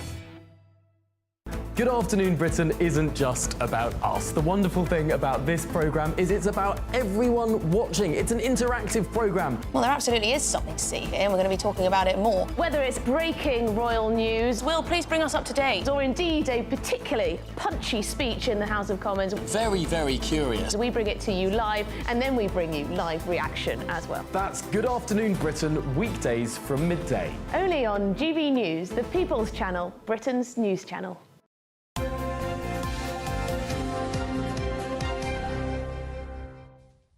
Welcome back to Breakfast. We're going through the sports now with Paul Coit. Morning. Good morning. A little bit of Champions League from last night because Manchester City and Real Madrid, neither we expected to have to be in a playoff to make it to the last 16 of the Champions League. But the first leg was last night at the Etihad, and Man City did what they do, and that was looked like they were going to win and then throw it away at the end. There's Erling Haaland, got a couple of goals. One of those was a penalty. We got with about 4 minutes to go, and then Real Madrid, because the thing is, that's what Real Madrid always do.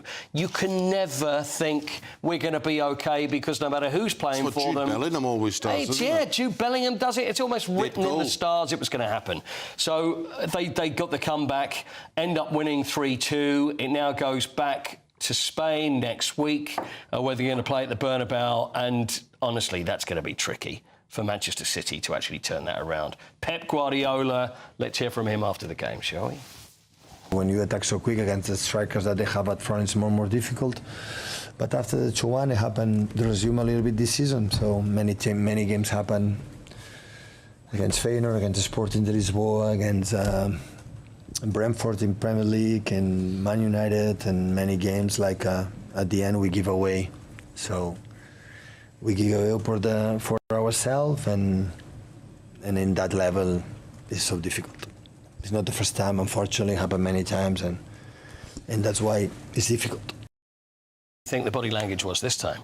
Did you see that? When we saw the press conference yesterday, sitting very calmly, there was a lot of this, there was a lot of that. He can't understand it, but they seem to conceive, like he said. They keep doing it. They keep on doing it. Well, if that's bad, Exeter against Nottingham Forest, so close. It was. Exeter so close. We've already had one Devon side, and that's Plymouth, who put out Liverpool on Sunday, and it was Nottingham Forest. Although Nottingham Forest the FA Cup in the FA Cup, Nottingham Forest made loads of changes, and anyway, it was so close. Got to 2-2, ended up going to penalties, and as often happens, then the big team wins at the end. So it was 4-2 on penalties. So Exeter out, but my goodness, it was so close. Tonight, I mean, you've got huge games tonight, Eamonn. Celtic are playing Bayern Munich. Huge game, agree with you. Celtic Bayern Munich, because they've got their playoff tonight.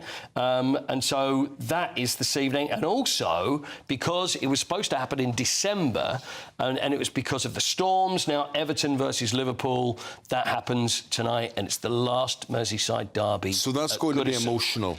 It's surely going to be. It's surely going to be. I mean, Everton, there's no doubt they are moving to an amazing new stadium. Yeah, Bramley Moor Dock. Yeah, it's beautiful. It's right there on the river. It's not far away from where they are. No.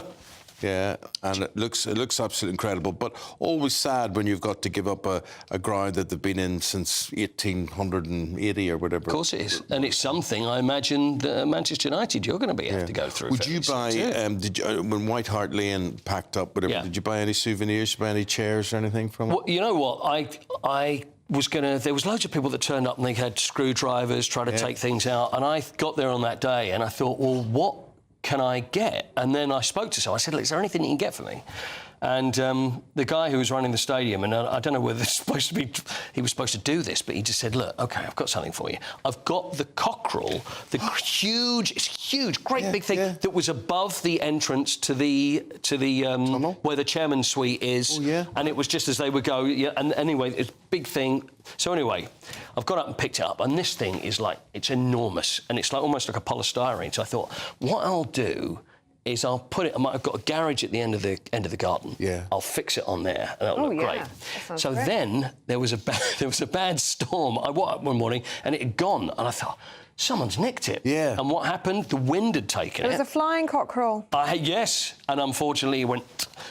It's broken it. You know, I could take it. Well, what's the repair shop? Maybe I should go on the repair shop. Yeah, and I could take that along. They could probably do that. Great story. So anyway, so I ended up in the gutter. Yeah, and it's all in pieces. And that was it. So that was all I got. But Eamonn, Ellie, I have my memories. Aww. They'll always be with me. I'll always have my memories. And you've got a lovely new stadium now. So. We do have a lovely new stadium. Very nice. And it's almost in exactly the same place. So here's this business, this Russian rest ball, where they go and beat the heck out of each other. Do you want to go? You want to see that again? Yeah, the wrestling thing? So is this like full-scale competitive stuff? Yeah, that's the idea. It's handball. It's a bit like handball. It's a bit like basketball. And it's a bit like wrestling. It looks brutal. It does look brutal. It's ridiculous, isn't it? I mean, I just thought, is this the future of sport? There we are. How do you judge what's a foul in that? I don't think there is one. It's I think you just take anybody out whenever you... The thing is, that's the thing, you've got to be quick. You run along with the ball, anybody comes to you, you can just take them out, and that's it. A crazy sport. Crazy. I don't think it's going to catch on. I don't think so. Somehow. Quick. I do want birthdays? Well, do you want to do some birthdays? I know you love the birthday. OK, just sporting birthdays? I've got a couple of sporting birthdays for you. OK, let's go with the first one. Who is this? I may help you a little bit as well. Oh, it's Prince Nassim. Nassim Hamed. Yeah. Do you remember he was a real showbiz kind of multiple, I'll tell you, Ellie, multiple featherweight world champion. We're looking around 95 to 2000 when he was in his pomp. And he's a bit bigger than that these days. I'd say he's 40. 40 today? I'd say he's 50. He's 51. He's 51. Yeah, that was really close. 51, yeah, 51. Another one, another great sportsman. Now commentator now on athletics, Steve Backley. It's not really a javelin pose, is it? It's probably after he's thrown the javelin. He looks exhausted. World record holder in 1992. Looks as if he sat on a javelin. 12. I tell you, he wouldn't be relaxing like that if he'd sat on a javelin. Twice Olympic silver medalist. 92. Yeah. So it was 92 when he was the world record holder. 63. 55. Oh, 56. Oh, very good. One more, I think, for now. We've got one more. That's Mick Harford. Mick Harford, who's a Luton legend. Great head of hair. Mick was ill at one stage, wasn't he? Yeah. And I had to introduce him at a do about 6 months ago. And you know when you have the slip of the tongue? I said, everybody, Ray Harford. Yeah. And Ray Harford was an old player that's been dead for about 20 years. He came stomping up and he's gone, he's been dead for 20 years. I went, what? He said, Ray Harford. I said, what? Yeah. And he said, Mick. I went, yeah, Mick Harford. So anyway, Mick's still not happy with me. I saw How old is he today, anyway? 70. 70 for Mick Harford. You're in the ballpark, not far off. Ellie? 72, 72. A lot younger than that. Yeah, he's a little bit younger. Is he? 60. Yes. Is Yes. he? 66. Yes. Well done. Mick Harford is 66. Who would have thought that you would have spotted the Luton midfielder? Mick Harford, 66. Great. OK, thanks. That was fun. my friend. We'll line him up for our podcast. Oh, my goodness me. I don't think I'm telling him it's Get me. his name right. But by the way, we have an amazing person that's going to join us at 8:30. She has rowed, she's 21 years old. Yeah. She rowed single-handedly. Why anybody would do this across the Atlantic I on have her own? so many questions. All the way. I couldn't get across the Serpentine. No. She goes right the way Even across the thinking Atlantic. I wouldn't get across, Pond. No, crazy. By myself. Anyway, Good. it's amazing. Great. We'll look forward to that. Good. Quentin Letts, Claire Muldoon, they've got the papers, they've got the big stories to debate right after this. Hope you can join us.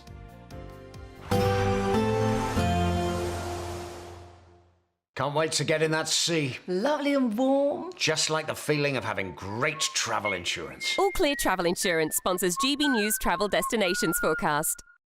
Heavy showers and thunderstorms affecting the Adriatic coastline, but elsewhere it should be mostly settled. These heavy showers could produce quite a lot of rain, particularly across southern parts of Croatia, Albania and parts of Greece. Some thunder and lightning mixed in with those too. But as we move our way further west across the Mediterranean, it's largely dominated by high pressure, so largely settled, particularly for Madeira and Tenerife, where we're likely to see the best of the sunshine.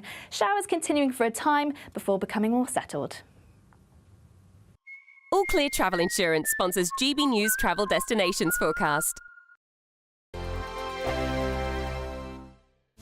This is Britain's Newsroom, where your voice matters. It's just astonishing. With expert analysis and honest opinion, we don't just keep you informed. We bring you unique perspectives you won't see anywhere else. Can't argue with any of that. When the news happens, it happens here. On Britain's Newsroom, weekdays from 9:30 a.m. Only on GB News.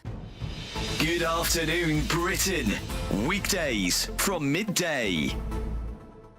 I'm here in M. Manzi's, which is now the oldest surviving pie and eel shop in London. It's been open since 1892, and as you said in the intro there, it's it's really sort of a dying breed. One of the sister sites of this shop, the distant relative, owned one of their own other shops in Deptford, and that closed on Saturday for the very last time. They've been open for over 100 years. So you clearly see that there's a declining, not necessarily a declining interest, that's the wrong way of putting it, but it's nowhere near as prevalent as it used to be. This is a staple of the East End, and it's now gone from about 300 shops in the Victorian times to under 40 now, and it's declining further and further. Now, also, a couple of months ago, I was in Basildon talking about a similar story with Richard Holden, trying to create a protected status for pie and mash to prevent sort of copycats from stealing the recipe and making it less authentic. So that is ongoing. There's clearly interest in it, and tourists enjoy coming in here. Hopefully, I'll get one of my own pies shortly and have another taste. But it would be a shame to see this go. It's not just about the pie and the taste and the flavour, which is fantastic. It's also about history and community. A lot of people come in here as regulars, so we're just shining a light on a crucial part of London's historic economy. It's a bit of good fun, and it certainly tastes very good as well. Demographics have changed, and actually a lot of the ownership, the people who would run these shops traditionally over the last few decades are moving out towards the west, they're moving towards Kent, they're moving towards Sussex. So there are demographic changes, and no doubt that is influencing it as well. And as I say, it's important to do stories like this just to remind people of London's history and why it's important to support these local businesses. GB News, the People's Channel. Join me, Nana Akwe, for an informative, interactive news programme with a difference. It's fun. No, he didn't say that, though. I'm so surprised. I think there's an element of truth to that. Join me from 3 p.m. every weekend, only on GB News, Britain's news channel. In the GB Newsroom, we bring you the news as it happens. With our team of dedicated journalists across the UK, we're ready to keep you up to date with what's happening every half an hour, every single day. Bulletins here on GB News, the People's Channel, Britain's news channel.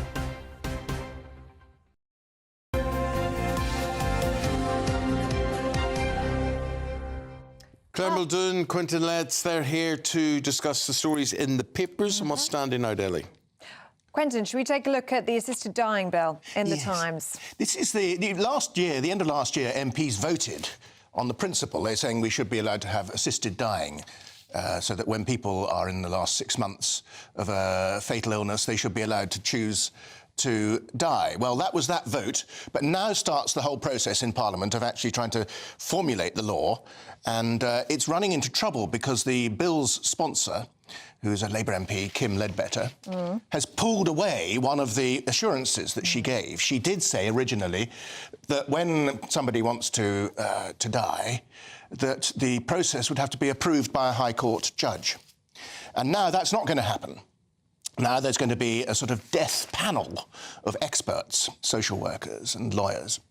And there are lots of MPs who originally supported the bill, said, yeah, we buy that idea because of the guarantee that the High Court judge was going to be involved. And now the High Court judge is not going to be involved, a lot of MPs are saying, maybe I'm not so keen on this idea now. So the assisted dying bill is looking a little bit peaky on the hospital. Needs some assistance. Yeah. Yeah, it wouldn't take a lot for it to fall either, would it, Claire? Because it only passed with a majority of 55. So it's something like if 28 people now reject it. And it says 60 of those who initially voted only voted it because they thought those safeguards from the judiciary would be there. Yes. And they're not going to be there. But the way that Ledbetter and her camp are framing this as to say, well, it's going to actually enable and empower psychiatrists, social workers. You're actually going to get a better informed panel in order to take the view and make the judgment against coercion, because that's essentially what it is. In my view, I wish this assisted dying bill would actually die itself. Well, I think that might happen. Assist them to do it. I mean, I find myself torn on this because my personal preference on the whole is for choice and let people choose for themselves. And I've also had the pretty grisly experience of seeing my father on his deathbed, and he was not free of pain. So there's that side of things, but also there's the worry on the other side of the equation that old people might be pushed into choosing a decision by youngsters who might be after their money or relations who didn't have their best interests at heart.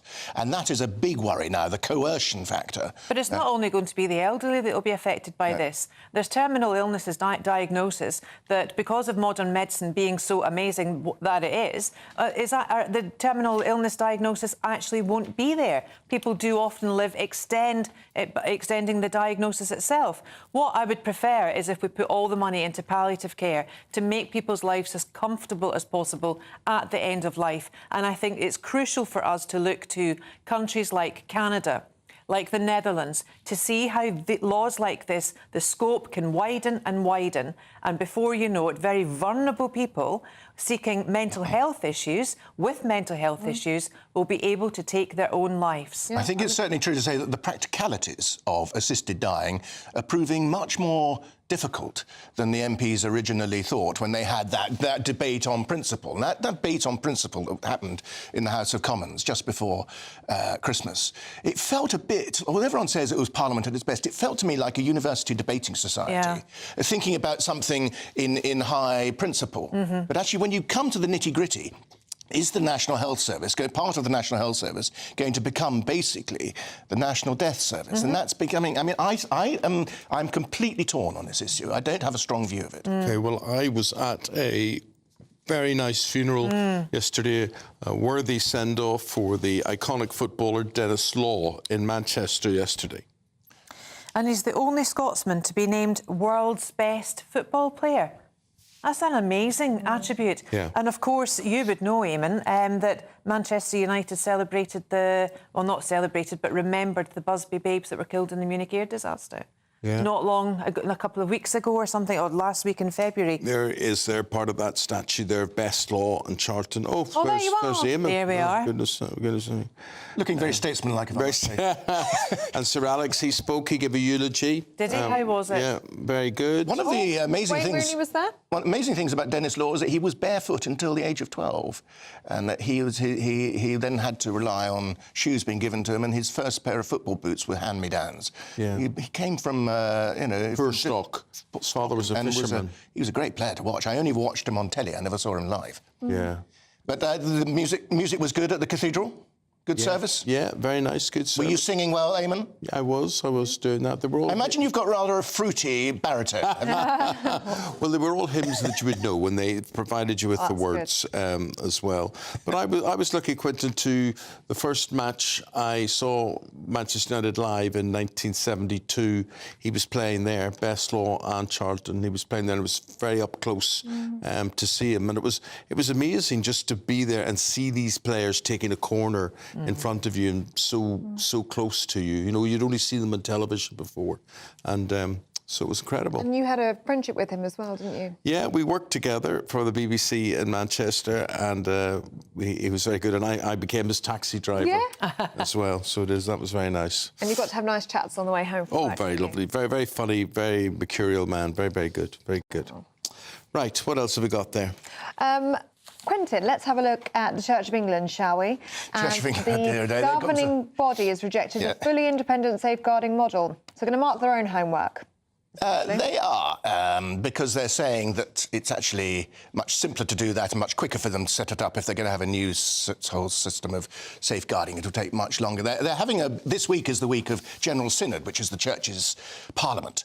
So that's why this is being decided at the moment. I must say, I find the whole safeguarding thing, it's a bit of an industry. I'm involved at a local level, have been involved in our local parish church, and we had to go along to a safeguarding course.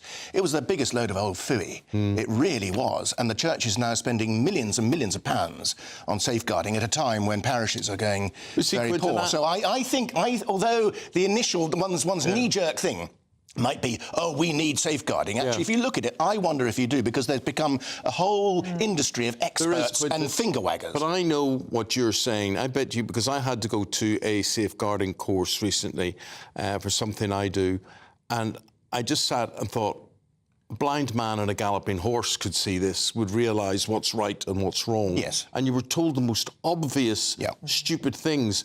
But then you have to assume there are people who obviously don't see it the same way and who are either stupid or perverted or whatever, and we'd like to think we're standing above that. Well, do you have to assume that? I mean, there has to be an element of common sense in life. And I went, the safeguarding course I went to, there was an ex-copper was giving us this talk. I don't know how much she was being paid, but it was a lot more than the vicar gets. And she said that priests should not give the last rites to people on their deathbeds without someone else in the room. It just struck me as what on earth? Absurd, grotesque. Why would that be interfering with anyone for? I don't... Exactly. Really but that was because they're rules as rules. And so I'm like very to think wary. The priest would carry more authority than some stranger in the room or some... You would hope so. I think that's the problem, and that's why they need to implement some safeguarding issues, because the priests did think they were, you know, they could do whatever they wanted to. And unfortunately, that's the way it is. And whilst I take the point that everyone, common sense should prevail, unfortunately, in today's society, there are perverts, there are people that need taking down, but no amount of safeguarding training will stop them, because DBS certificates only start, they're not a historic document, they are a historic document, so they will only be up to when they are employed. What happens afterwards, who knows? So they can still get away with it. So if no amount of training is going to stop it... Exactly. What is the point of the training? To tick a box, unfortunately. Yes. And that's what we've become, a tick-boxing nation. Yeah. Let's talk about fat people. Must we? She says, trying to breathe in. So we're talking about particularly people who are not expected to be obese. So if you're a fire officer or a police officer or an ambulance operative or whatever it happens to be, but obese staff are going to get weight loss jabs. What do you think of this? This is from page of the Times, Claire.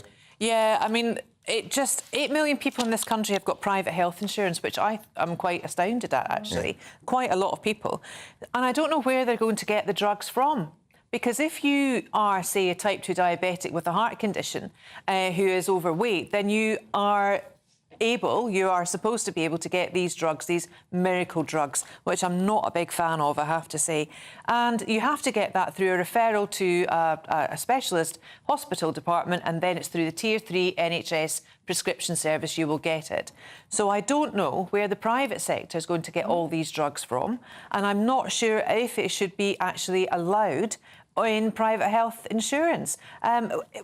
It's up to the health insurance companies, isn't it? Well, it is, but where is the drugs there? People are abusing the ability to get these drugs, Quentin. I mean, the demand's huge, isn't it? So, therefore, the people who actually need them aren't getting them. Well, they'll crank up the factory and make more of them. I think it seems to me perfectly sensible. If people want to take these things and if they work, then go for it. Makes people healthier. I think an absolute reset change in the way you value yourself and the way that you look to put food, alcohol, drugs, cigarettes, anything into your body. You need to take a level of self-respect. Claire, got to stub you out now at this stage. Both the guys will be back at about 20 to 9 for their last review of the day. Yeah, let us know what you think of any of those stories. gbnews.com/yoursay. Let's get a check on the weather now with Honor.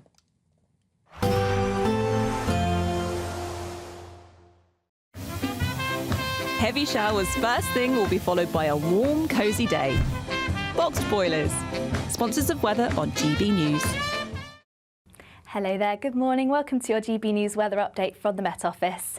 Today we could see some fog in places to start, and also it's going to be rather cloudy, though we should see some brighter spells at times, but feeling rather chilly for all. Perhaps a spot of frost to start, particularly across the northwest of Scotland. Some fog in places, particularly around North Sea coasts, and this is where through the day we're going to see the bulk of the thickest cloud, also producing some rain and drizzle at times too. The best of the brightness likely to remain across the far northwest of Scotland, but we could see the odd brighter spell elsewhere. But for many it's going to be a cloudy day and likely feeling chilly, particularly in those brisk winds along those North Sea coasts. Now, as we head into the evening, the clearest of skies once again largely confined to the northwest of Scotland. So as we head into the overnight period, this is where we'll likely see some frosty conditions. Cloudier though across the northeast of Scotland, northern parts of England and Northern Ireland too, and still with a risk of drizzle at times, particularly around eastern coasts and across any high ground. And then also across the south, still plenty of cloud and also some drizzle at times, once again mainly confined to hills. Then through the course of the night we'll continue to see plenty of cloudy conditions, the clearest of the skies still remaining across the northwest of Scotland, where we could see some frost by the morning, but even northeastern parts of England, perhaps the odd clearer spell elsewhere across England and Wales, we could see some patchy frost to start. But for all it is going to be a chilly night, but with plenty of cloud, most towns and cities remaining above freezing. Then as we head into Thursday itself, as I say, it could be quite a chilly start with some frost in the northwest, but for all even under cloudier skies, it is going to be a cold day ahead, particularly once again in those brisk easterly winds moving in from the North Sea. It should be largely dry, the odd shower here and there, but cloud turning thicker across parts of Cornwall. We could start to see some rain and drizzle here by the afternoon, and temperatures just below average, so once again another chilly day ahead. Expect a warm front, moving from the kitchen right through to the rest of the house. Boxed Boilers, sponsors of weather on GB News.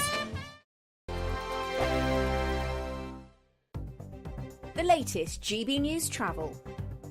Good morning, I'm Gary King in Surrey, the M23 southbound. There's a lane closed and delays at the moment after a breakdown between the M25 and Junction 9 at Gatwick Airport. M25 anti-clockwise looking very slow from Junction 28 at the A12 towards Junction 24 at Potters Bar, not helped by those roadworks. Bedfordshire northbound M1, all traffic being held at the moment after an accident. It's between Junction 11 at Dunstable South and Junction 11A at Dunstable. Delays though going back towards the Luton Airport Spur Road at Junction 10. Buckinghamshire, the London-bound M40 has a lane closed and delays after an accident just near to Junction 3 at Loudwater, and in Merseyside, the eastbound M62 partly blocked, delays due to an obstruction on the road around to Junction 7 at Rainhill Stoops. You can stay up to date throughout the day by visiting our website gbnews.com. We're doubling your chances to win in our latest Great British giveaway with 2 fabulous prize bundles up for grabs. There's 2 lots of a totally tax-free £10,000 in cash. You'll also receive a brand new iPhone 16 along with £500 in shopping vouchers to spend at your favourite store. And the best news is 2 lucky winners are going to win. For another chance to win, text cash to 63232. One entry costs £2 plus 1 standard network rate message, or text bonus to 63232. 5 entries cost £5 plus 1 standard network rate message. Go to gbnews.com/win. Entries start from just £2. Call 0903 681 3232. Calls cost £2 plus your network access charge. Or post your name and number to GB11 PO Box 8690 Derby DE1 9TT. UK only. Entrance must be 18 or over. Lines close at 6 p.m. on the 7th of March. Please check the closing time if listening or watching on demand. Good luck. Join me, Nana Akweer, for an informative, interactive news programme with a difference. It's fun. No, you didn't say that, though. I'm so surprised. I think there's an element of truth to that. Join me from 3 p.m. every weekend, only on GB News, Britain's news channel. In the GB Newsroom, we bring you the news as it happens. With our team of dedicated journalists across the UK, we're ready to keep you up to date with what's happening every half an hour, every single day. Bulletins here on GB News, the People's Channel, Britain's news channel. This is Britain's Newsroom, where your voice matters. It's just astonishing. With expert analysis and honest opinion, we don't just keep you informed. We bring you unique perspectives you won't see anywhere else. Can't argue with any of that. When the news happens, it happens here. On Britain's Newsroom, weekdays from 9:30 a.m. Only on GB News.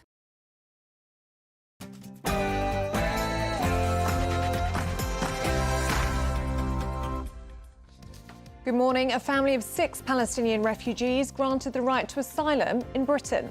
But through the Ukraine family scheme, it exposes a loophole in the legal system. Fears now the decision could open the floodgates to any migrant in a conflict zone with family in the UK.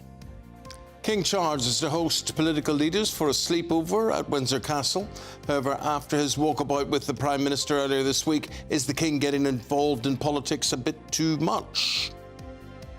Labour suspends 11 councillors over alleged misogynistic, anti-Semitic and homophobic remarks made in a WhatsApp group over many years.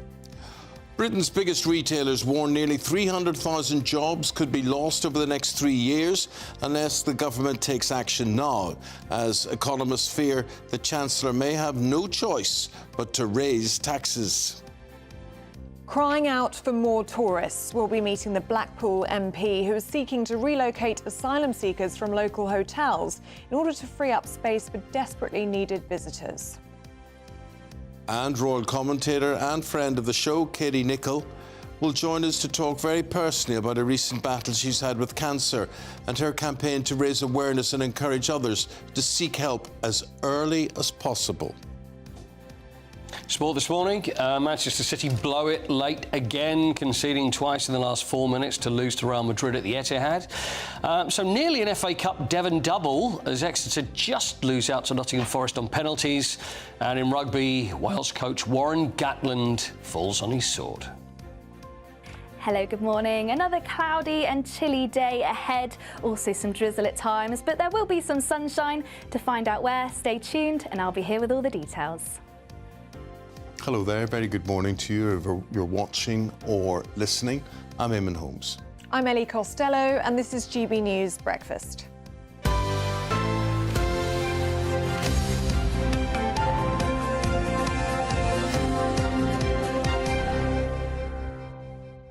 To our top story this morning, and Palestinian migrants have been granted the right to live in the UK after applying through a scheme meant for Ukrainian refugees. This is a story about a family of 6, and they've been allowed to join a family member in Britain after an immigration judge ruled that the Home Office's rejection of their application breached their human rights. Well, lawyers have warned the Home Office that this could open the floodgates to the admission of all those in conflict zones from family in the UK. Joining us now, the Shadow Housing Minister, Paul Holmes. Paul, good morning to you. And this story means that you're going to have your finger on that housing button even more than before, because this could open the floodgates, could it not? Look, I think, Eamonn, this is another example of the judiciary not representing the views and wishes of the British people. The government has a right to announce who wants to come into this country. The last government announced the Ukrainian visa scheme. It was not for Palestinians. So what I'm seeing and what I understand why many people are angry is that the judiciary are not taking the wishes of the British people as they should do. And the government now needs to act to tighten up those rules. We need to have a look at human rights law, as my leader, Katy Nickel, said last night, and that's something that we need to do, because you cannot have the judiciary and judges out taking a stance that is out of the policy that the government intended in the first place. So, Paul, what would you do? How can you turn this around? Well, look, we brought in a number of measures in the last government to make sure that people who were entitled to come here in a right and fair way could come here, such as the Ukrainian visa scheme, such as Afghan refugees. The Ukrainian visa scheme was not set up for any other asylum seeker to come into the country. So the government needs to tighten the legislation. They need to make it very clear to the judiciary that it is the government and Parliament's decision of who can come here and who can't come here. And the judges and the judiciary in this country need to step back, accept that that legislation is intended for the way and for the people that it's intended for, and make the right decision in these cases going forward. But the government now needs to legislate to tighten those schemes, tighten the rules, and say that it is the government's decision, as it was the last government and that building there, who decides who comes to this country and who doesn't. Can I ask you about Katy Nickel, because yesterday marked 100 days since she became Tory party leader, but there's a YouGov poll out this week which must be alarming for you to read. 48% of people in this poll said they didn't know what to make of her. So after 100 days, clearly there is this failure to cut through. Katy Nickel has been leader, as you said, for 100 days. We have to accept we suffered a very, very resounding defeat at the last election.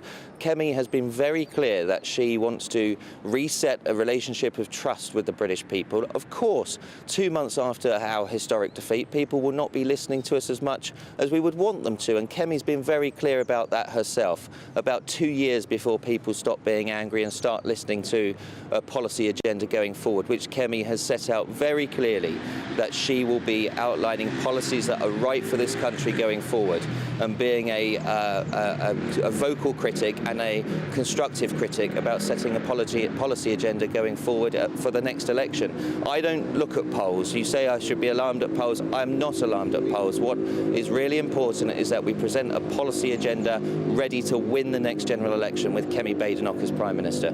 But what about losing your base to reform? Surely you must be concerned about that, because this poll shows that 48% of Tory voters say that Katy Nickel is not the right fit. She doesn't look like a Prime Minister in waiting, and 73% prefer Nigel Farage.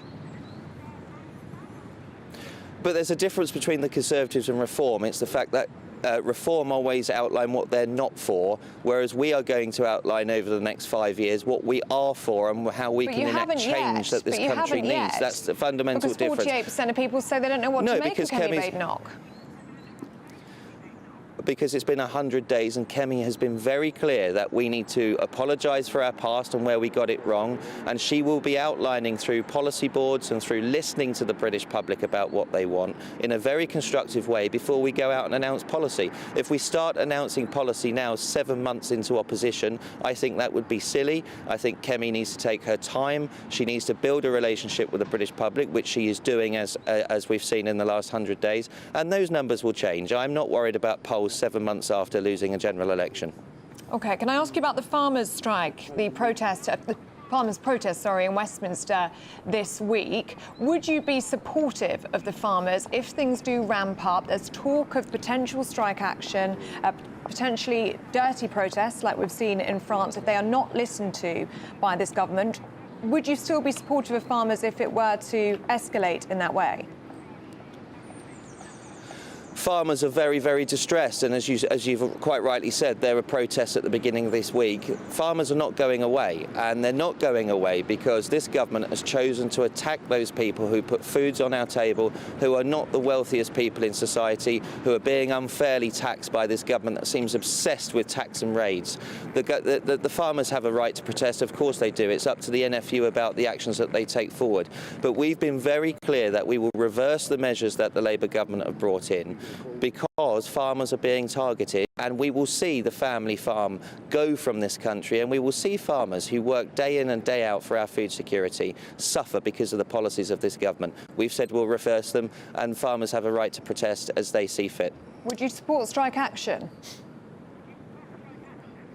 Look, I never want to see strike action, because actually what happens at the end of the day is regular people in this country suffer. But look, the farmers have a clear case, and I'm supportive of the farmers in the fact that the government has taken away so much money for them and is putting unfair taxation on them.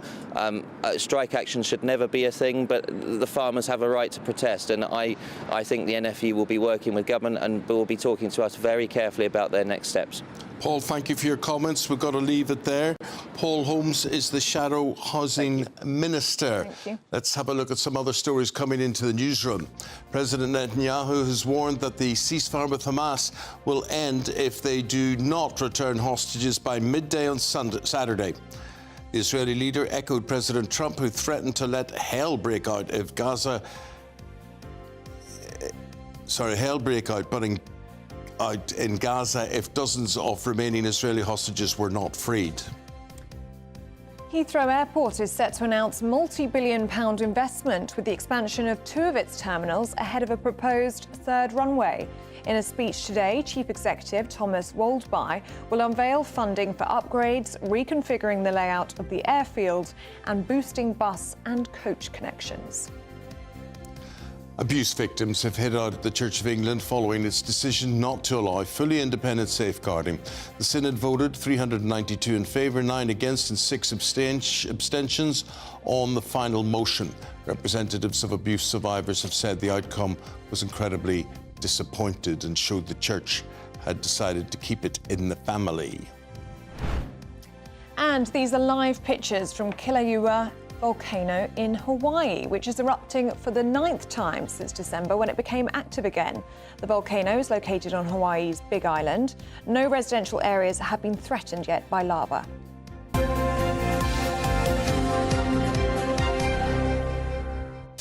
Terribly grey weather recently. Let's see if it's going to continue. Honor Criswick.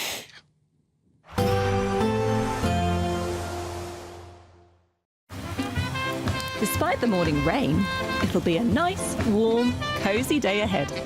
Boxed heat pumps, sponsors of weather on GB News. Hello there, good morning. Welcome to your GB News weather update from the Met Office.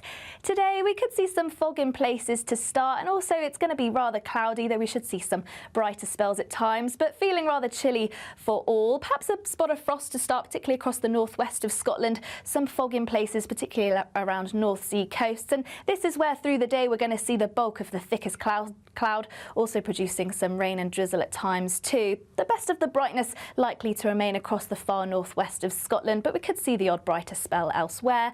But for many it's going to be a cloudy day and likely feeling chilly, particularly in those brisk winds along those North Sea coasts. Now, as we head into the evening, the clearest of skies once again largely confined to the northwest of Scotland. So as we head into the overnight period, this is where we'll likely see some frosty conditions. Cloudier though across the northeast of Scotland, northern parts of England and Northern Ireland too, and still with a risk of drizzle at times, particularly around eastern coasts and across any high ground. And then also across the south, still plenty of cloud and also some drizzle at times, once again mainly confined to hills. Then through the course of the night we'll continue to see plenty of cloudy conditions, the clearest of the skies still remaining across the northwest of Scotland, where we could see some frost by the morning, but even northeastern parts of England, perhaps the odd clearer spell elsewhere across England and Wales, we could see some patchy frost to start. But for all, it is going to be a chilly night, but with plenty of cloud, most towns and cities remaining above freezing. Then as we head into Thursday itself, as I say, it could be quite a chilly start with some frost in the northwest, but for all even under cloudier skies, it is going to be a cold day ahead, particularly once again in those brisk easterly winds moving in from the North Sea. It should be largely dry, the odd shower here and there, but cloud turning thicker across parts of Cornwall. We could start to see some rain and drizzle here by the afternoon, and temperatures just below average, so once again another chilly day ahead. There will be a light breeze in the morning, leading to a warm front. Boxed heat pumps, sponsors of weather on GB News. Right, with that we move on to your chance to win one of 2 prizes in the Great British Giveaway. Yes, great prize bundles. You can win £500 worth of shopping vouchers for your favourite store, the latest iPhone 16 and an incredible £10,000 in tax-free cash. Here are all of the details that you need. We're doubling your chances to win in our latest Great British Giveaway with 2 fabulous prize bundles up for grabs. There's 2 lots of a totally tax-free £10,000 in cash. You'll also receive a brand new iPhone 16 along with £500 in shopping vouchers to spend at your favourite store. And the best news is 2 lucky winners are going to win. For another chance to win, text cash to 63232. One entry costs £2 plus 1 standard network rate message, or text bonus to 63232. 5 entries cost £5 plus 1 standard network rate message. Go to gbnews.com/win. Entries start from just £2. Call 0903 681 3232. Calls cost £2 plus your network access charge, or post your name and number to GB11 PO Box 8690 Derby DE1 9TT. UK only. Entrants must be 18 or over. Lines close at 6 p.m. on the 7th of March. Please check the closing time if listening or watching on demand. Good luck.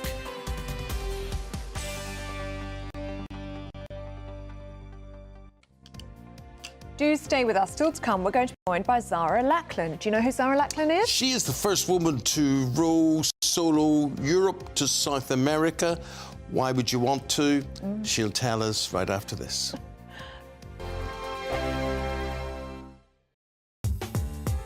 I'm Christopher Hope. From pop stars to politicians, I'll interview anybody in a pub who's got a political opinion. Join me every Friday on Spotify, Apple Podcasts, YouTube or gbnews.com, or wherever you get your podcasts.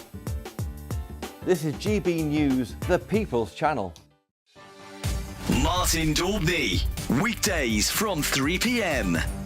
Well, a new poll commissioned by Channel 4 shows that more than half of Gen Z believe that Britain should be ruled by a dictator. Seriously, they actually said that. Well, 1 in 3 would want an army. What's the army in charge? 1 in 3 want martial law. There's something on the idea of some form of strong leadership. They have looked at British politics. They have looked at the politics in which they grow up in.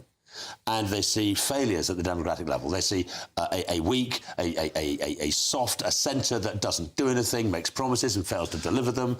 They see nothing actually happening. And they also see a future where they have no democratic engagement, because they're never going to have a house. They're never going to have a family. Why would they? Why would they be able to? So the idea of having somebody strong to come through and blow away the cobwebs of our current system, I can see that being attractive. When I grew up, I was talking to not that old men and women who had been through the war, who knew what dictatorship was. Up until the 70s, we were in the Cold War. People knew what dictatorship was. They knew people being locked up, being sent to Siberia. They knew what this meant. And I don't think anybody under the age of 34 actually has a clue. It's all the other side of the world. It's in North Korea, it's in China. It's not here, and it's not part of their lived experience. And that's a big change. And I wonder, actually, Nigel, if a lot of these people think, I don't know, like Donald Trump's a dictator. He got elected with a huge mandate. Do they understand what dictators is? Or, actually, are young people just so listless?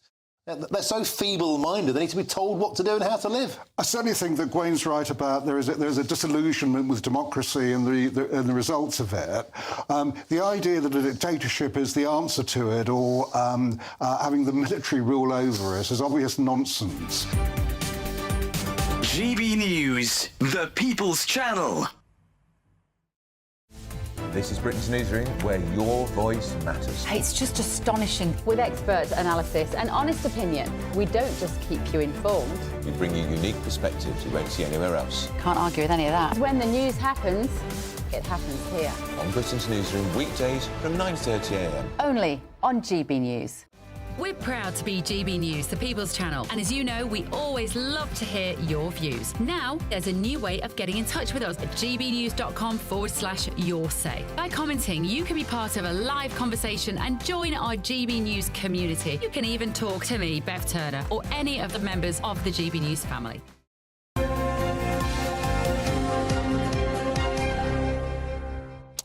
We got Paul, he's got the sport this morning and a guest, Paul. Yeah, well, firstly, you know, we can talk about Man City and Real Madrid, whatever. The FA Cup, that's fine. Warren Gatland gets fired. It all pales into insignificance, as far as I'm concerned, into this story, and nobody seems to be talking about it either, which I find incredible. Zara Lackland, she's 21 years old, Eamonn, and she's the first woman and the youngest person ever to row single-handedly across the Atlantic. I can't think of anything more difficult. I can't think of anything. Well, the Pacific.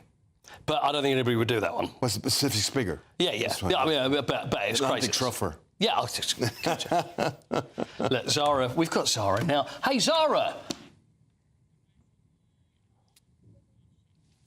Oh. Is she ship-shape and Bristol fashion? There she is. Oh, there we are. There's Zara. Zara, how are you? I'm very well, thank you. How are you? Well, I'm fine, but I haven't done anything like what you've just done. So I'm all... Firstly, I want to say that congratulations, because it's an incredible thing, and not enough people are talking about it, and that's why we want to talk to you about this. So it's an incredible feat. How? I mean, is it something that you would do all the time and think, you know what, I love to go on a rowing boat, and now I'm going to do it across the Atlantic? How did it come about? I was free this winter, and I thought it would be really good fun to do. Yeah, me too, but I didn't do that. Yeah, and I thought, why not? It was fun, and I actually really had a great time. Sarah, what was it like being by yourself for that long? Is it scary? Do you get lonely? I thought it would be much tougher to be alone than it was, but I honestly didn't feel lonely for a single day because I had great comms and I had a great network of people at home supporting me. It sounds just like this is a walk in the park here. Well, a row in the park. I mean, surely the infrastructure around it, did you have to have a special boat made? This is something that probably took ages to plan, wasn't it? Not just like, I've got Christmas free, so I'll go sailing across the Atlantic. We actually only had 2.5 months of training before I left. It was very intensive. I had over 500 hours in my boat and I had lots of theory to do. But I had a ton of support from Team Forces who literally arranged everything because I actually wouldn't have been able to do it in that time otherwise. Wow. But it was a very last-minute idea that thankfully came together in time for me to leave in October. Sarah, how'd you to wait for a weather window before you embarked on this? Yeah, my weather window was meant to be from the 9th of October. I ended up leaving on the 27th. I needed 10 days of good weather to be able to leave from Portugal and head down and not be blown into Africa. And that 10 days of weather actually was only about 2 days, which meant that I had a really tough first month, but thankfully didn't hit any land and did make it all the way. Was it terrifying? And what's the scariest part of it? Is it the waves? Is it the sharks? What is it? There were scary points, but I was never... The scariest thing was probably when I was not nearly hit, by a ship that didn't see me at night time. It missed me by 0.1 of a mile, which is not very far. They weren't replying to the radio. They clearly didn't have their AIS on, and I used a flare and they didn't see me. And I have very limited manoeuvrability and I don't go very quickly. And they missed me by complete chance. So I think that was the point where I was actually in the most danger, even though I did have a capsize. The boat's fantastic. Hold on, you capsized. So what happened when you did that? Just big weather, just an unhelpful wave came and rolled my boat sideways. Sarah, that sounds so scary and you're so cool about it. What was that, sorry? I feel like you're a very relaxed, very cool cat. It was good fun. There were tough days, but I enjoyed every single day, and it was all so new to me. I'd never seen a fish before I left. So I got to go and I got to get better at swimming. I'm an awful swimmer. And I saw fish and dolphins and sharks and whales all for the first time. Wow. And how does it work when you're sleeping and eating? Do you have an anchor that you drop, or how does that work practically? I did have an anchor. It doesn't reach the seafloor because that was quite a long way. But it's like a parachute and it sits just below the boat. And it doesn't keep you perfectly stationary. So in that first month when I had really bad weather, every time I needed to stop, I knew that I was losing hours of progress. But I was also only stopping for a couple hours at a time. So I was sleeping for about 5 hours a day, but that's split into 3 chunks. Was the greatest... I'm thinking, was the greatest moment when you look out and you'll land ahoy? Because I've always wanted to shout that. But is that... Then you could see it in front of you there? Yeah. It didn't actually hit me for a while. I don't think it's hit you yet. I saw land about 3 miles out, but it didn't hit me that I'd finished my row until a few days after I'd finished my row.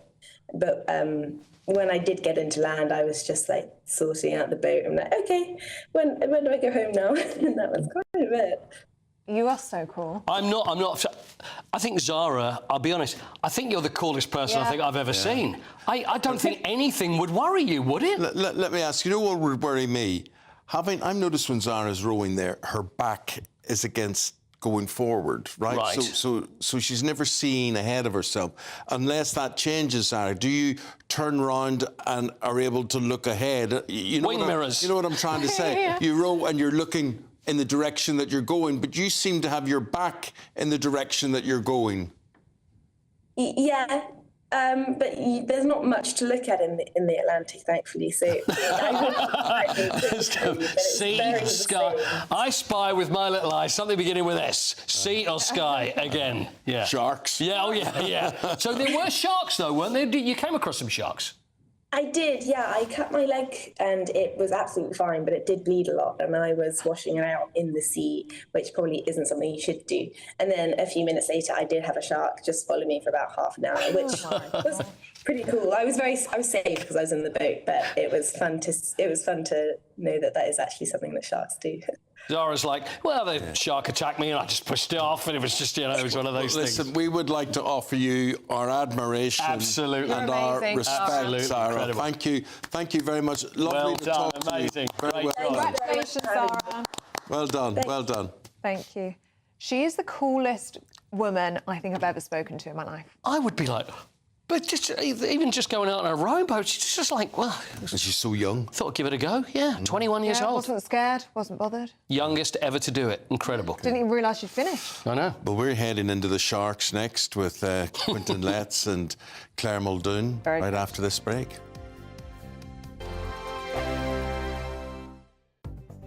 The latest GB News travel. Good morning, I'm Gary King in Hampshire, the westbound M27. There's a lane closed and delays at the moment after an accident between junction 9 at Fareham and junction 8 at Hamble. Bedfordshire northbound M1, long delays after an accident which is now on the hard shoulder between junction 11 at Dunstable South and junction 11A at Dunstable. Delays going back towards junction 10 at the Luton Airport Spur Road. Northbound M1 in Leicestershire, partly blocked, delays there after an accident between junction 21A at Leicester North and junction 22 at Colville. Shropshire, the eastbound M54, there's a lane closed and delays after an accident involving several vehicles just near to junction 3 at Albrighton, and in South Yorkshire, the northbound M1 looking busy around junction 31 at Sheffield. And that's the latest. You can stay up to date throughout the day by visiting our website gbnews.com. It's Patrick Christie's Tonight, and here we do things differently. It's explaining the absolute madness of this, doesn't it? It's explosive. I mean, this is very good. It's lively. 850. Your government sat there, Sean, and it did nothing. It's controversial. And the Middle East has been in turmoil since before I was born. It's everything you need to kickstart your evening. Everyone's had their Weetabix tonight. I love to see it. That's Patrick Christie's Tonight, weeknights from 9 p.m. Only on GB News, the People's Channel, Britain's news channel. Good Afternoon Britain isn't just about us. The wonderful thing about this programme is it's about everyone watching. It's an interactive programme. Well, there absolutely is something to see here, and we're going to be talking about it more. Whether it's breaking royal news, Will, please bring us up to date, or indeed a particularly punchy speech in the House of Commons. Very, very curious. We bring it to you live, and then we bring you live reaction as well. That's Good Afternoon Britain, weekdays from midday. Only on GB News, the People's Channel, Britain's news channel. We're proud to be GB News, the People's Channel, and as you know, we always love to hear your views. Now, there's a new way of getting in touch with us at gbnews.com/yoursay. By commenting, you can be part of a live conversation and join our GB News community. You can even talk to me, Bev Turner, or any of the members of the GB News family. I'm Christopher Hope. From pop stars to politicians, I'll interview anybody in a pub who's got a political opinion. Join me every Friday on Spotify, Apple Podcasts, YouTube or gbnews.com, or wherever you get your podcasts. This is GB News, the People's Channel. This is Britain's newsroom, where your voice matters. It's just astonishing. With expert analysis and honest opinion, we don't just keep you informed. We bring you unique perspectives you won't see anywhere else. Can't argue with any of that. When the news happens, it happens here. On Britain's newsroom, weekdays from 9:30 a.m. Only on GB News.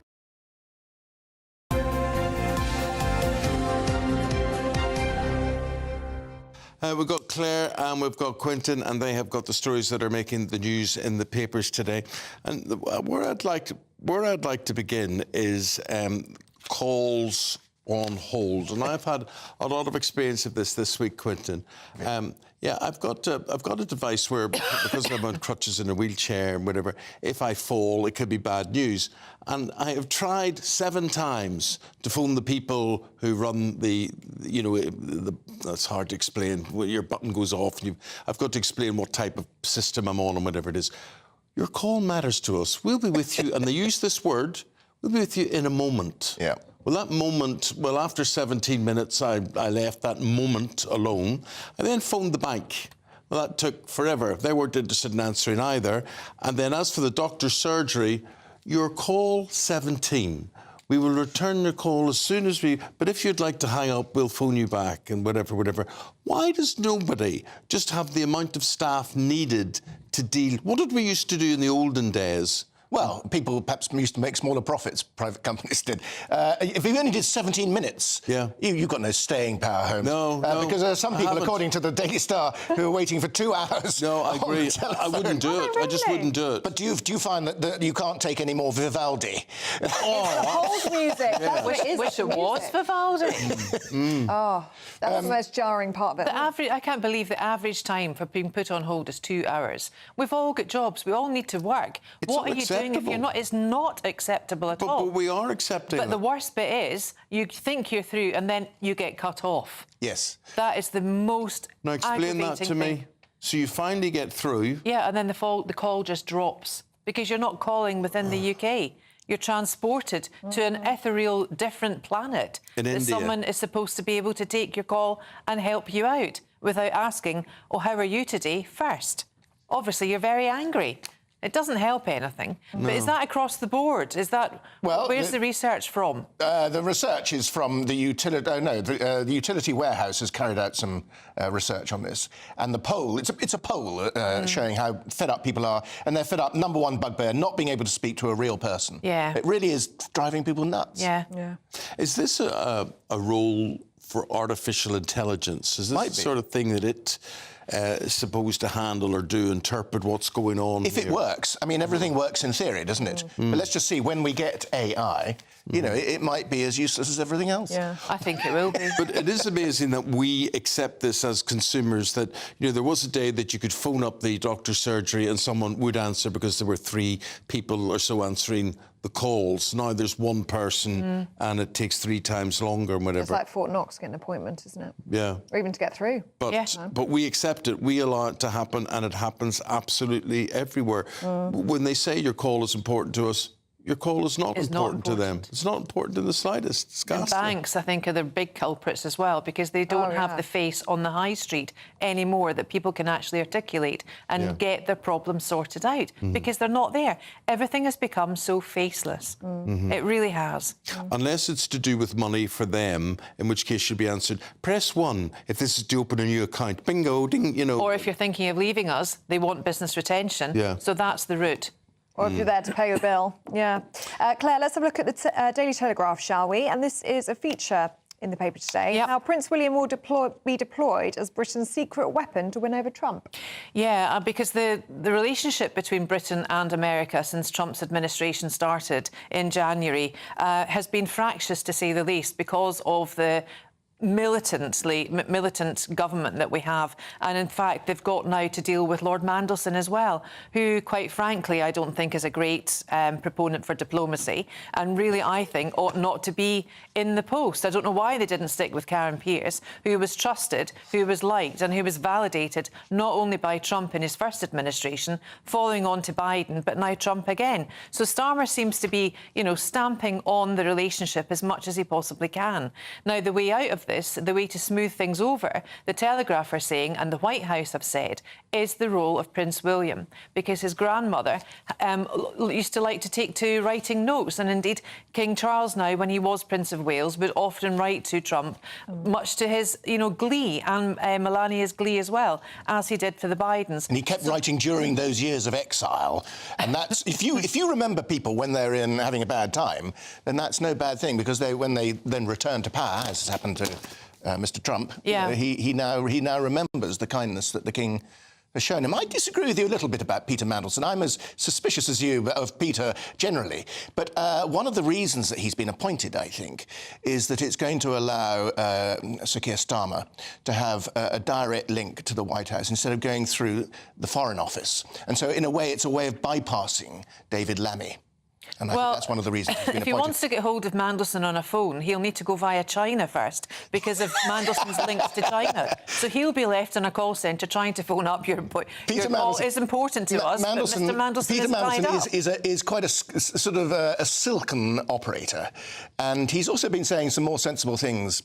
Oh, of course he is. About our trade with the US and the EU, and he's been more sensible on that than a lot of the Labour Party. So he's mercurial. He is. And he's a piece of work.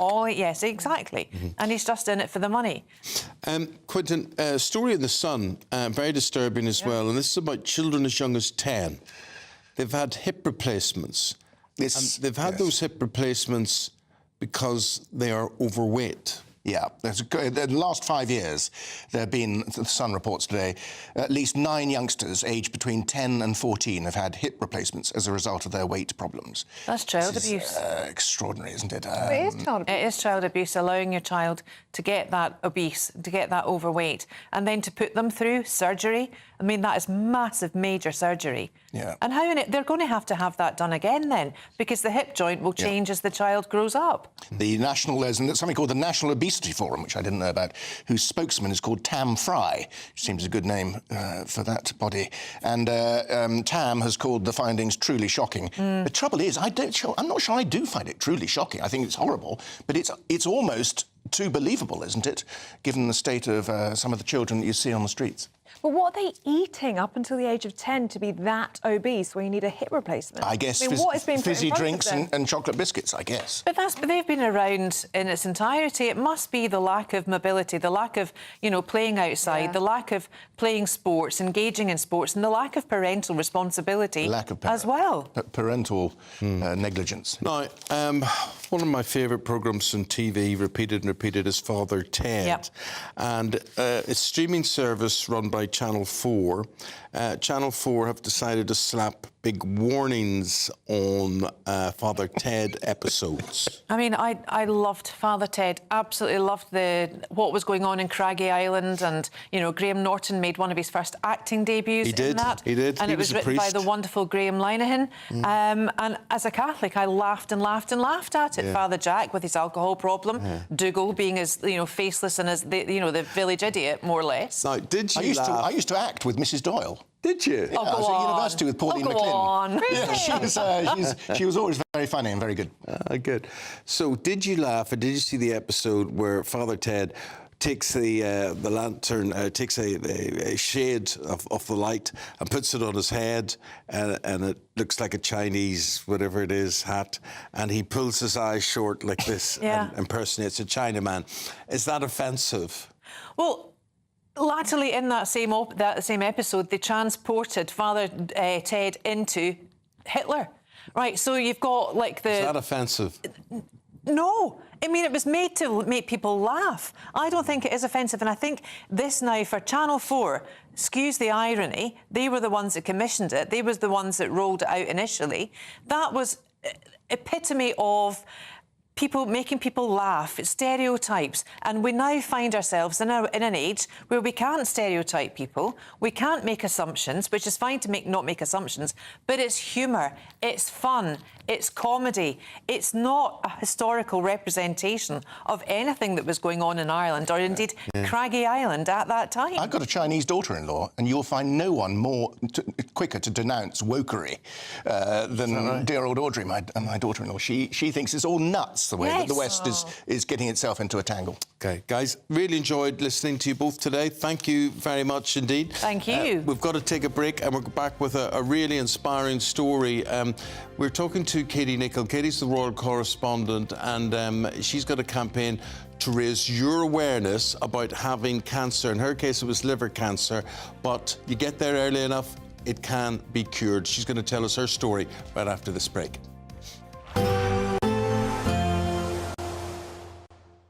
Dinner under the stars tonight? That reminds me of our travel insurance. You mean all clear sky? All Clear Travel Insurance sponsors GB News Travel Destinations Forecast. Heavy showers and thunderstorms affecting the Adriatic coastline, but elsewhere it should be mostly settled. These heavy showers could produce quite a lot of rain, particularly across southern parts of Croatia, Albania and parts of Greece. Some thunder and lightning mixed in with those too. But as we move our way further west across the Mediterranean, it's largely dominated by high pressure, so largely settled, particularly for Madeira and Tenerife, where we're likely to see the best of the sunshine. Showers continuing for a time before becoming more settled. All Clear Travel Insurance sponsors GB News Travel Destinations Forecast. It's Patrick Christie's Tonight, and here we do things differently. It's explaining the absolute madness of this, doesn't it? It's explosive. I mean, this is very good. It's lively. 850. Your government sat there, Sean, and it did nothing. It's controversial. And the Middle East has been in turmoil since before I was born. It's everything you need to kickstart your evening. Everyone's had their Weetabix tonight. I love to see it. That's Patrick Christie's Tonight, weeknights from 9 p.m. Only on GB News, the People's Channel, Britain's news channel. This is GB News, Britain's news channel. We were talking earlier about the issue of Siri listening to you. Well, it's not just your own conversations being sort of harvested for data, but it's a problem with AI. So what seems to have happened yesterday is that Apple issued a alert saying that Luke Littler had won the darts before he had. I mean, imagine what would, if he then gone on to lose, how that would have looked. I mean, obviously, because he went on to win, at least they got the story right, but before it had happened. So what it seems to happen is that the AI farms existing stories, and what it has done, that's the alert. We can see the alert there now, and it also claiming that Brazilian tennis player Rafael Nadal had come out as gay, when actually a different Brazilian tennis player was actually mentioned in the original story. So what it does is you see that it's branded as BBC Sport. What the Apple AI system does is it farms alerts that it thinks people are getting from the source, and then summarises them into one. That's going to be my question. Into one alert. Looks to me like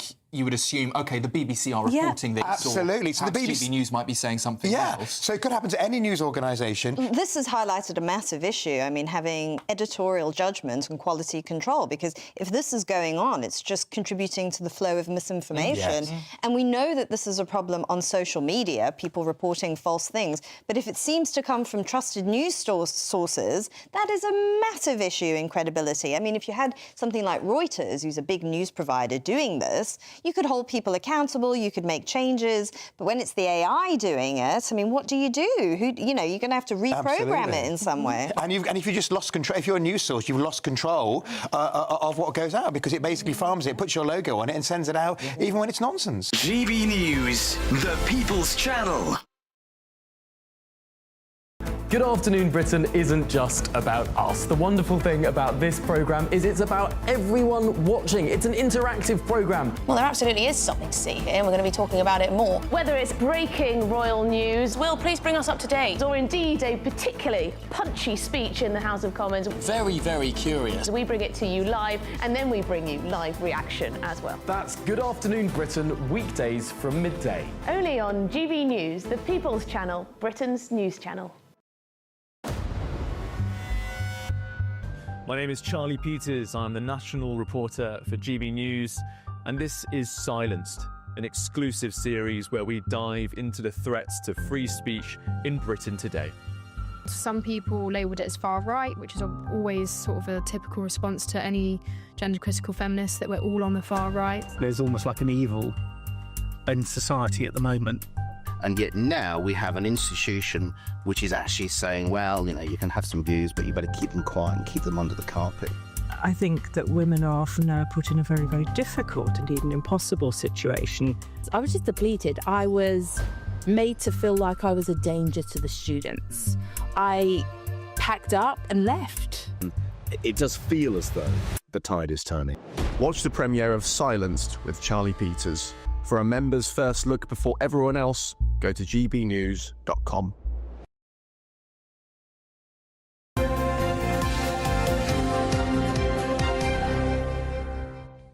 Now, we're going to introduce you to a friend of mine, friend of the programme now, and that is Katy Nickel. Katy is the royal correspondent at Vanity Fair, and she has got a tale to tell, and this tale began, here we are on Valentine's Day, Katy, and this was 2 years ago, and this was a horror story we're talking about.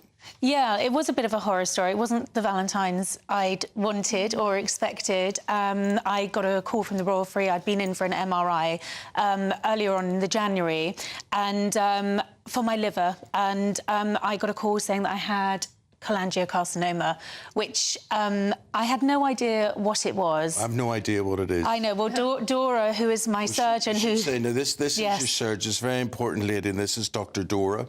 And you really did do the explorer bit. You had to go in there and cut out this cancer. Yeah, correct. But tell us what sort of cancer this is. So this is a primary liver cancer that arises from the bile duct of the liver. So it's not a metastatic coming from elsewhere, it's a primary. It doesn't arise from the hepatocyte itself. I mean, imagine that the liver is like a red thing, and inside it growing something like a green tree with a lot of branches. So within those branches, we have the epithelial cells, the bile duct cells, and this is where this cancer comes from. And it could be inside the liver at the very peripheral branches, and then this is the intrahepatic. It could be very close where those branches coalesce in order to drain the bile out to the gut. What was it in Katy's case? So this was an intrahepatic cholangiocarcinoma. So it starts from the peripheral glands, and then it starts forming a small mass and growing and growing and growing, and basically growing silently. Yeah. Did you have any symptoms, Katy, or was it silent? I did. It was actually towards the end of 2022, and I'd been on a lot with you. We'd done the Queen's funeral. I'd written the new royals. None of us knew you were sick. No. Well, I didn't know I was sick at that point. I just felt that I was possibly perimenopausal. I was getting these heart palpitations. I was getting really, really bad sense of indigestion, but nothing that was making me overly concerned. But I was with a girlfriend, and she just said, "Are you all right?" And I burst into tears. I said, "I just don't feel myself." And she said, "Just go see your GP." And I did, and actually, full credit to that GP. I mean, he was the one that referred me to the cardiology centre to rule out anything with my heart, which was ruled out. Of course, what no one realised at the time was that there was a tumour, which was the size of my palm, wasn't it, Dora, when you took it out? About 8 centimetres. It was big. It was on my liver, so it was found by accident. One thing I know as a layman is that the liver can self-renew. Yes. That's correct. And I suppose that's one of the things you think, well, if you cut a bit of it out, at least it could grow back. It's not like taking a bit of your heart out or something like that. The problem is how much you remove and how much you leave the patient behind. So for a healthy individual, we can leave about 30% of their liver behind, and then it can regenerate. But this regeneration starts after 6 weeks, so the patient has to survive the first 6 weeks, even with a 30% of liver. And how much did you have to take of Katy's liver? Oh, it was about probably more than 50%, maybe. But it's nearly 55%. 80% of what it was now. Yeah. And just to put that into context, I was told my recovery would be sort of a good 4 to 6 months.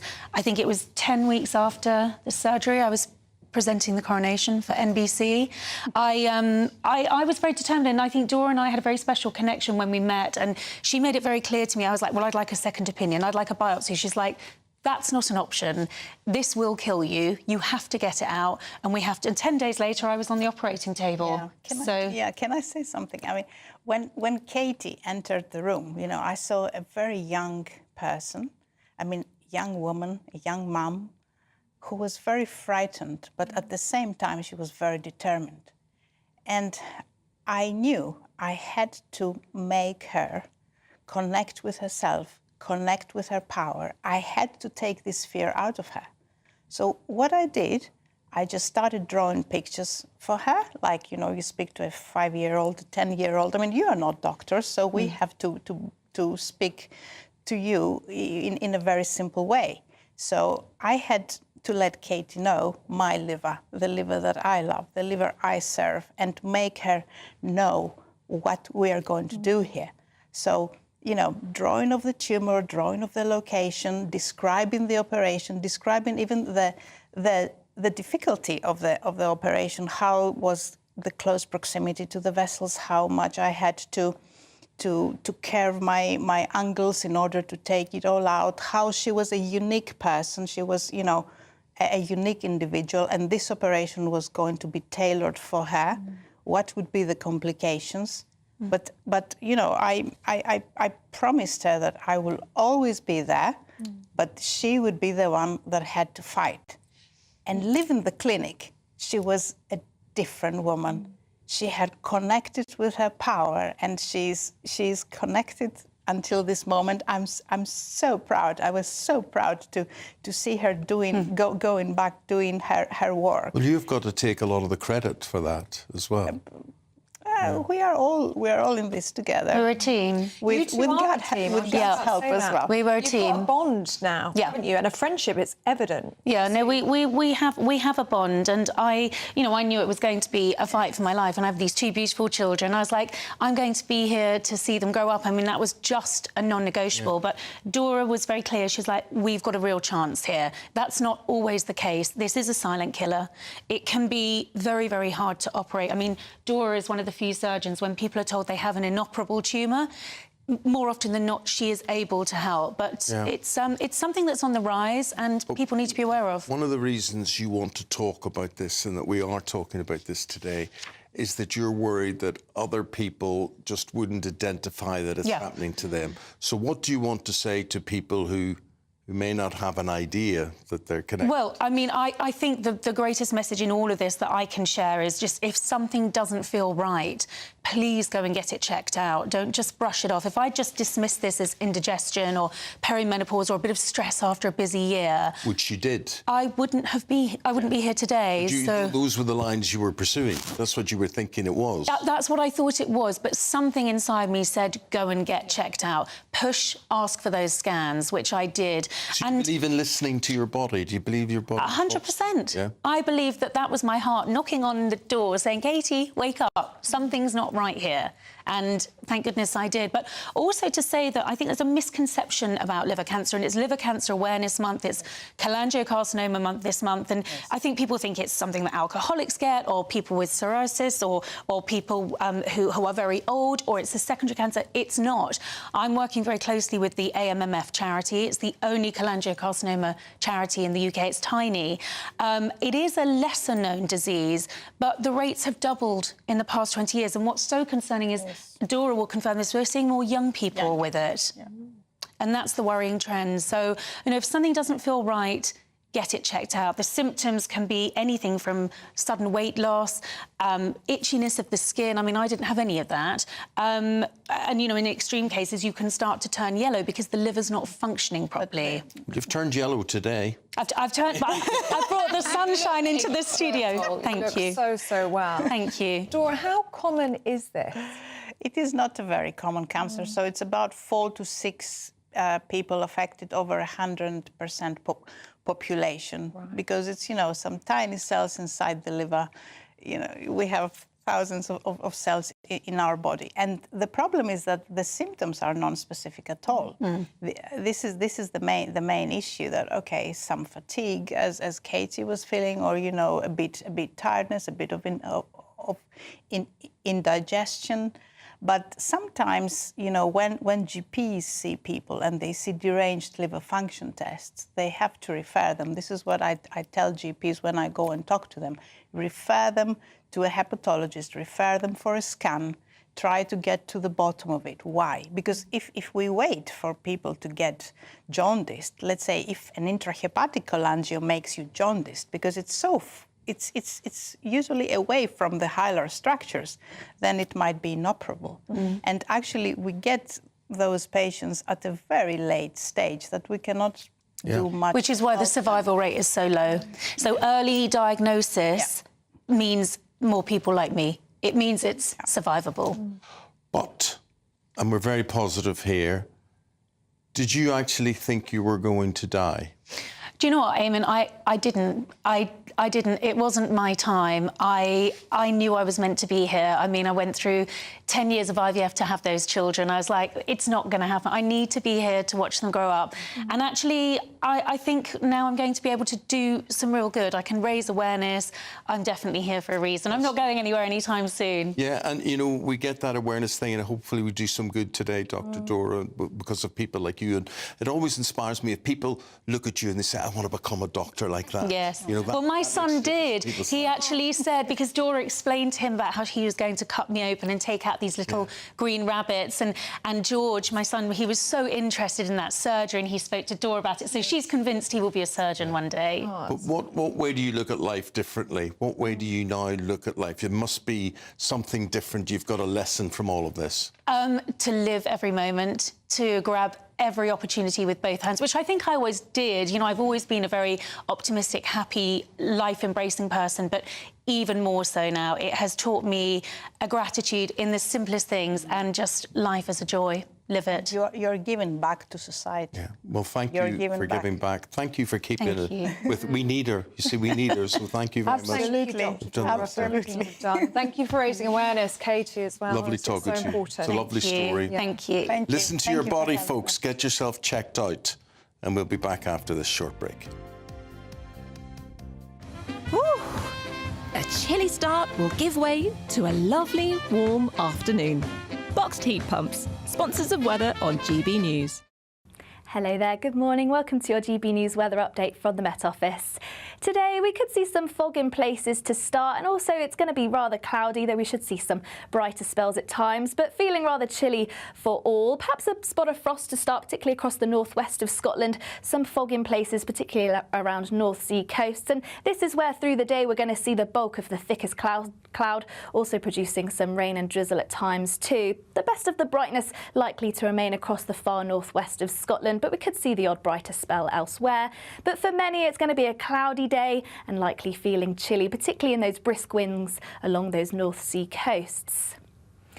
Now, as we head into the evening, the clearest of skies once again largely confined to the northwest of Scotland. So as we head into the overnight period, this is where we'll likely see some frosty conditions. Cloudier though across the northeast of Scotland, northern parts of England and Northern Ireland too, and still with a risk of drizzle at times, particularly around eastern coasts and across any high ground. And then also across the south, still plenty of cloud and also some drizzle at times, once again mainly confined to hills.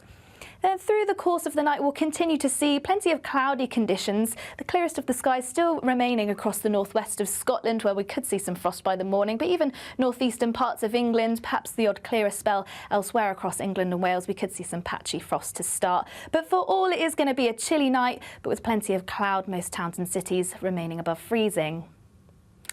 Then as we head into Thursday itself, as I say, it could be quite a chilly start with some frost in the northwest, but for all even under cloudier skies, it is going to be a cold day ahead, particularly once again in those brisk easterly winds moving in from the North Sea. It should be largely dry, the odd shower here and there, but cloud turning thicker across parts of Cornwall. We could start to see some rain and drizzle here by the afternoon, and temperatures just below average, so once again another chilly day ahead. A nice bright morning will generate a lovely warm day, right through to the evening. Boxed Solar, sponsors of weather on GB News. The latest GB News travel. Good morning, I'm Gary King in Hampshire. The westbound M27 looking busy after an earlier accident between junction 9 at Fareham and junction 8 at Hamble. In Oxfordshire, the southbound M40, there's a lane blocked on the exit slip road at junction 9 at Bicester after a breakdown. In Leicestershire, northbound M1, there's a lane blocked and delays after an accident between junction 21A at Leicester North and 22 at Colville. Shropshire, the eastbound M54 queuing after an earlier accident eastbound just near to junction 3 at Albrighton. Greater Manchester, the clockwise M60 looking slow after an earlier breakdown between junction 17 at Whitefield and 18 at Sinister Island. And in North Yorkshire, all traffic being held after a vehicle fire between junction 51 at Leeming Bar and junction 50 at Ripon. And that's the latest. You can stay up to date throughout the day by visiting our website gbnews.com. Don't miss your chance to be one of 2 big winners in our latest Great British giveaway, as we have 2 prize bundles that have to be won. First, you'll win a totally tax-free £10,000 in cash to spend however you like. You'll also receive the very latest iPhone 16, and we'll send you on a shopping spree with £500 to spend in your favourite store. For another chance to win, text cash to 63232. One entry costs £2 plus 1 standard network rate message, or text bonus to 63232. 5 entries cost £5 plus 1 standard network rate message. Go to gbnews.com/win. Entries start from just £2. Call 0903 681 3232. Calls cost £2 plus your network access charge, or post your name and number to GB11 PO Box 8690 Derby DE1 9TT. UK only. Entrants must be 18 or over. Lines close at 6 p.m. on the 7th of March. Please check the closing time if listening or watching on demand. Good luck. If you want your news to be straight talking, this is the nightmare for the Conservatives again. Down to earth. It's not just Nottingham where this is happening, is it? And most importantly, honest. Hard-working, middle-class taxpayers, they'll get their book thrown at them. Then catch me, Martin Daubney, Monday to Friday, 3 till 6 p.m. on GB News, Britain's news channel. This is Britain's Newsroom, where your voice matters. It's just astonishing. With expert analysis and honest opinion, we don't just keep you informed. We bring you unique perspectives you won't see anywhere else. Can't argue with any of that. When the news happens, it happens here. On Britain's Newsroom, weekdays from 9:30 a.m. Only on GB News. Headliners on GB News 11 p.m. every night. It's got 3 top comedians going through the next day's newspapers so you don't have to read them, which is great. That's a good point. He's lying. I mean, maybe he's not lying. That's Headliners every night from 11 p.m. and 5 a.m. as well on GB News, Britain's news channel.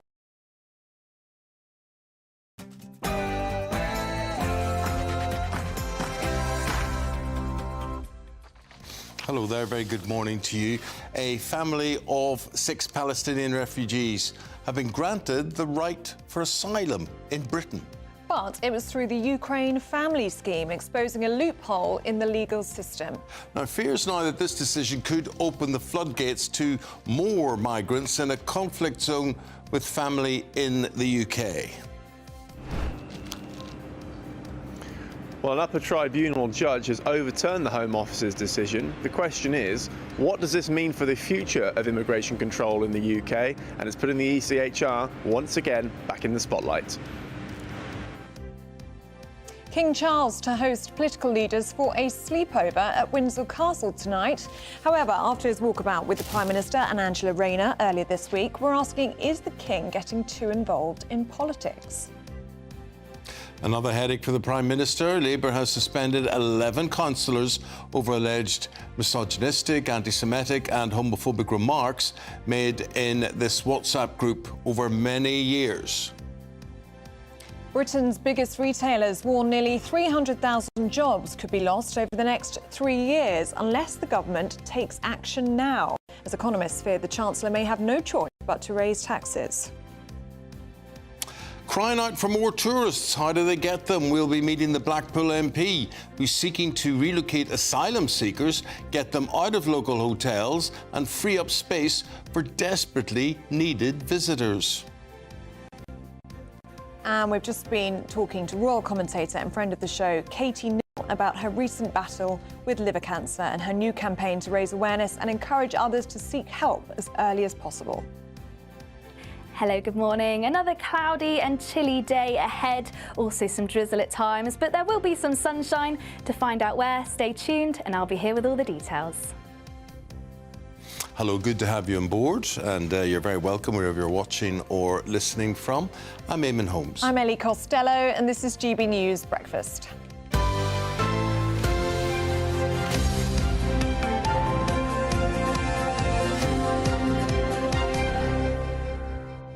You know, just reflecting on that interview we did with Katy Nickel there beforehand, what is marvellous about that and what is positive and what anybody out there who's got a fear in their life about having a disease or cancer or whatever is that, yes, she was frightened too, but she was very positive. She did her research. She got this sorted, and she the medical help was there for her, and that was good, and I think that's encouraging. It is encouraging, and I think another piece of advice that we should all take from Katy is advocate for yourself. She had a number of checks, a number of scans, and she said, oh, do you mind just doing that one for me as well, just doing another additional check? And it was that final scan she had that Bill picked said, up. no, it's OK, everything's all right with you until the final scan. But, however, if I was a medical professional, if I was a doctor, I'd be going, oh, here's another one, thinks they know more than me. Really? You would. But, I mean, if you said, you're all clear, everything's OK, and they said, no, I'm not, I want this, I want that test, I want this, you would think, what a pain in the backside they are. But that is the right thing to do. That is the right thing, 'cause you know your body better than anyone, don't you? Yeah. And it's that final scan that Katy had that saved her life. Now, our top story this morning has got a lot of you with an opinion on this one. They're a group of Palestinian migrants, and they've been granted the right to live in Britain after applying through a scheme. But here is the catch. This scheme for refugees was meant solely for Ukrainian refugees. This was set up by Boris Johnson, and a lot of Ukrainians availed of this. But now, this right has gone to a Palestinian family from Gaza. Is that right? Yes, a family of 6 were allowed to join their brother in Britain after an immigration judge ruled that the Home Office's rejection of their application breached their human rights. Now, they haven't seen this brother for 17 years. They have spoken to him on the phone the odd time, whatever. But how closely related does that make them? Should that be right or wrong? Lawyers have warned the Home Office that by doing this could open floodgates for the admission of all those in conflict zones, no matter where they are around the world, as long as they've got family in the UK. Well, joining us now is GB News reporter Adam Cherry, who's in Downing Street for us this morning. Good to see you this morning, Adam. And there's a lot of concern about the precedent that his case will set. Good morning, guys. Well, absolutely. We heard the Shadow Home Secretary Chris Philp last night say a similar comment. He said, look, there are 2 million people in Gaza alone, and there are millions of others in other conflict zones across the globe. This decision seems to set a precedent, even though the immigration judge ruled that it wouldn't. This was an exceptional circumstance. But is it really?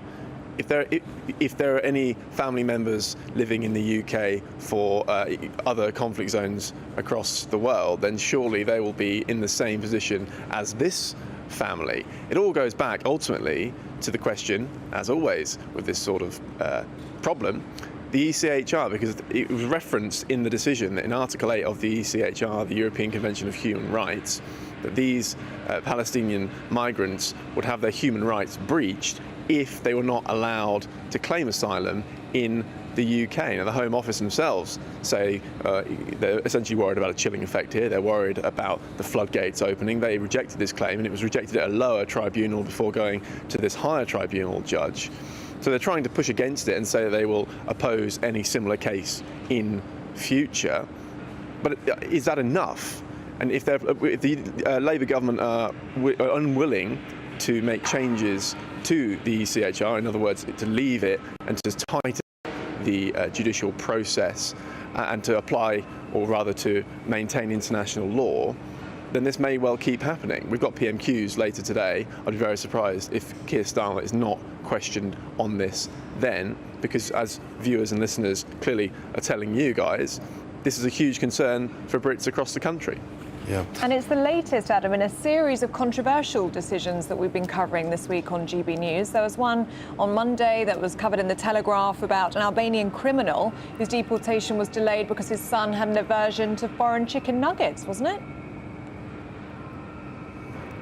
Yeah, absolutely. And you're already seeing, we had Paul Holmes on the show earlier today, and as I said, we had the Shadow Home Secretary Chris Philp.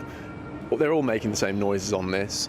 Even the government themselves are trying to show that they take migration very seriously. They're now filming deportation flights. They say they want to get net migration down, but these stories tell a different picture.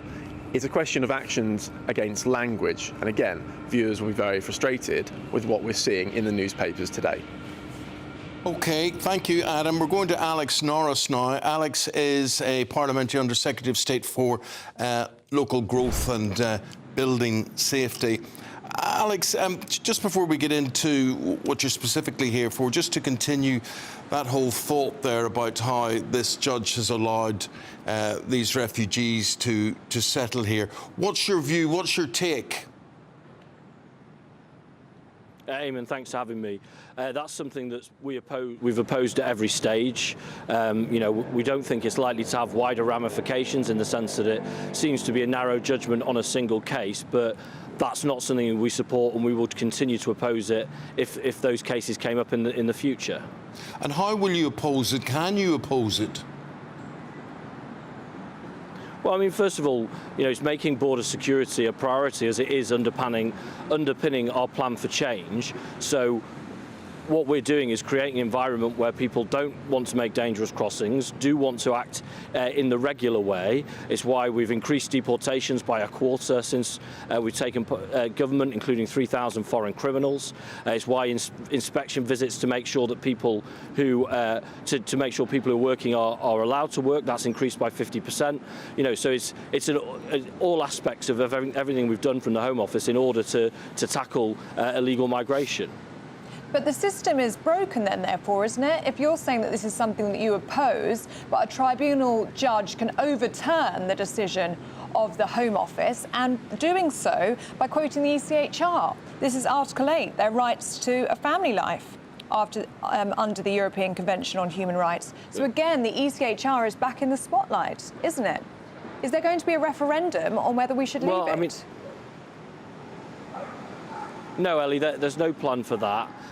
The reality is the system's been badly led for a very long period of time, which is essentially, that's how you get to a situation where you have, you know, over 900,000 net migration. That's why the government of the day is stepping in. We made significant commitments at the election to use the everyday powers of the state, which is what we've been doing since we've taken government, but also, as we did on Monday, to bring in legislation that makes it easier to tackle to tackle the gangs that create a lot of the demand in this space. So, you know, Sorry to interrupt, but isn't this going to keep happening though? Isn't this, sorry to interrupt, but isn't this going to keep happening though? If you do not have a referendum on leaving the ECHR, you will continue to see tribunal judges citing Article 8, such as rights to a family life, and people will be allowed to stay in this country because the precedent is already there in this case. Well, as I say, the reality is this is likely a single case rather than a particularly bigger issue. Of course, we'll keep looking at that. No, potentially it's any migrant in a conflict zone with links to the UK, is it not? Well, that's not something that's been the case before, and as I say, I think it's more likely that there are specifics in this case. The reality is people don't want to just see action on a single case. They want to see action on a scale that makes a difference, and that's what we're offering. That's why we've made the impact that we've made with regards to deportations. Of course, more flights than ever. It's why we're cracking down to make sure that people who don't have the right to work aren't working, and if people aren't here legally, they face consequences there. I think that's what people want to see in order to get to to secure borders, properly manage migration, and that's what we, as the government, are focusing on. Alex, earlier this week, I think Monday, King Charles met with Sir Keir Starmer and Angela Rayner in Cornwall, and he was showing his vision of what a housing community could be like. Would you say that the Prime Minister and the Deputy Prime Minister learned anything? We're talking about Charles's political influence, and was this a political interference or not? But we both know that housing and developments like this and communities like this is something he has a deep interest in, and it's something that, you know, we all should be interested in. You're interested in increasing the amount of domesticity houses and things around the country. Did the PM and the Deputy PM learn anything? Absolutely. You know, the reality is that not only was this a quality development, it's a beautiful development, it's a development of a significant scale, and in a part of the country where I know that my parliamentary colleagues say they've got real housing pressures. So, you know, I think it's brilliant when the monarch enters into that space, and of course he's going to want to show political leaders. There are very important distinctions between the Crown and between Parliament, of course there are, but it's not a surprise that he wanted to show that, and I know that the Prime Minister and the Deputy Prime Minister took a lot away from that about our housing approach in the future. Can I ask you about those 11 Labour councillors who've now been suspended as being part of that WhatsApp group where we've seen homophobic, anti-Semitic, sexist, racist comments? Will you provide any more details about why they've been suspended? Have they also been posting offensive content, or is it because they haven't stood up or said something in response to these offensive messages? Do you have any more details on that you can clarify for us? No, I can't speak to the nature of the investigation. I'm not involved in that. The one thing I know for absolute certain, and one thing that's been made very clear to me and my colleagues from the Prime Minister, is that if we do not act and behave in line with what he expects of his ministers, then we will be out. And that's, you know, what we've seen in this case. It is right that it's investigated properly. And, you know, I don't know many details about it, but these big groups can have a lot of messages in them. That's being investigated, and each individual will be accountable for their actions. OK, can we ask you about what you're here to speak to us about today, which is the £350 million investment in order to increase the number of affordable and social homes? Yeah, it's really exciting news. We made £500 million extra available at the budget for affordable housing for local authorities and for social landlords to bid into. The demand has been so strong for projects like that that there's a need for more money, so we've been able to get £300 million more available immediately so that projects, particularly social rent ones, can get underway and we can have access to housing, because last night 160,000 children slept in temporary accommodation, and that's not good enough. And that's why we've announced what we've announced today. But you see, Alex, the thing is wonderful. I'm a massive fan of social housing and all to do with it. But and to hear those figures of those children who are not sleeping in proper accommodation. But a lot of people will be saying, yeah, well, what's the point? They're all going to go to migrants. Well, it's not true, Eamonn. You know, the reality is that, as I say, the people bidding for this cash, who will be putting this cash into action, are local authorities and registered housing providers. You know, they, of course, set their own housing list criteria, but mine and, I would argue, the bulk, if not virtually all local authorities, ask for a local connection. So again, that's an important part of deciding where new homes that are built go to. So, you know, these are great homes. I've no doubt that will come from this, and it will be families badly in need as part of our plan for change, which is building 1.5 million homes to tackle the housing shortage in this country. So, you know, I've no doubt that those opportunities are going to be available. Alex Norris, thanks for your time today. Much appreciated. We'll leave it there. Thank you very much indeed. Thank you. Now, do you fancy your chance to be one of the 2 lucky winners in the Great British Giveaway? Here are all the details you need.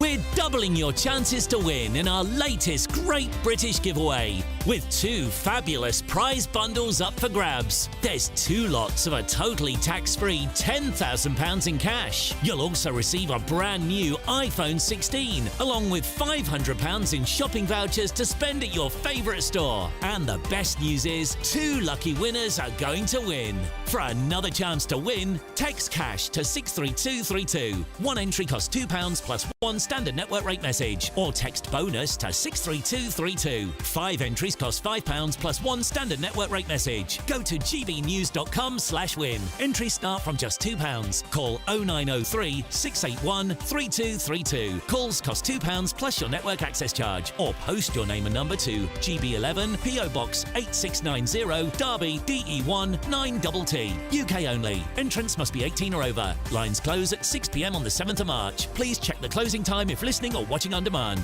Good luck.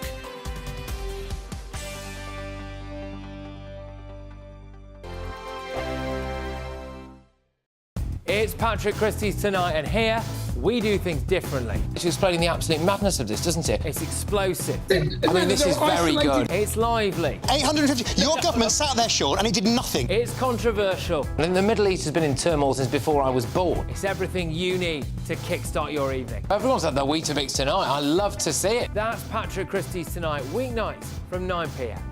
Only on GB News, the People's Channel, Britain's news channel. Hi, I'm Michelle Dewberry, and my show is your opportunity to cut through all the noise and dive in headfirst to some robust debates. Ideas clash. Situation, isn't it? No, because the failure is you're deliberately avoiding my point. Nothing's held back, And if you think this is the end of it, wait for more. and we do not shy away from the difficult stuff. Sometimes I want to shake people and say, if only you understood. So join me on Jubes and Co weeknights at 6 p.m. only on GB News, Britain's news channel. Good Afternoon Britain isn't just about us. The wonderful thing about this programme is it's about everyone watching. It's an interactive programme. Well, there absolutely is something to see here, and we're going to be talking about it more. Whether it's breaking royal news, Will, please bring us up to date, or indeed a particularly punchy speech in the House of Commons. Very, very curious. We bring it to you live, and then we bring you live reaction as well. That's Good Afternoon Britain, weekdays from midday. Only on GB News, the People's Channel, Britain's news channel. Join me, Camilla Tominey, for a frank and honest discussion with those in power that cuts through the spin and gets to the heart of the issues shaping our nation. You haven't confirmed that you want to stand as leader, but you haven't ruled it out either. This report basically says that he's not fit to stand trial. Is he indecisive? Incompetent? I deliver the dose of reality Westminster needs. That's the Camilla Tominey Show at 9:30 every Sunday on GB News, the People's Channel, Britain's news channel. Join me, Nana Okoye, for an informative, interactive news programme with a difference. It's fun. No, he didn't say that, though. I'm so surprised. I think there's an element of truth to that. Join me from 3 p.m. every weekend, only on GB News, Britain's news channel. We're proud to be GB News, the People's Channel, and as you know, we always love to hear your views. Now, there's a new way of getting in touch with us at gbnews.com/yoursay. By commenting, you can be part of a live conversation and join our GB News community. You can even talk to me, Bev Turner, or any of the members of the GB News family. In the GB Newsroom, we bring you the news as it happens. With our team of dedicated journalists across the UK, We're ready to keep you up to date with what's happening every half an hour, every single day. Bulletins here on GB News, the People's Channel, Britain's news channel.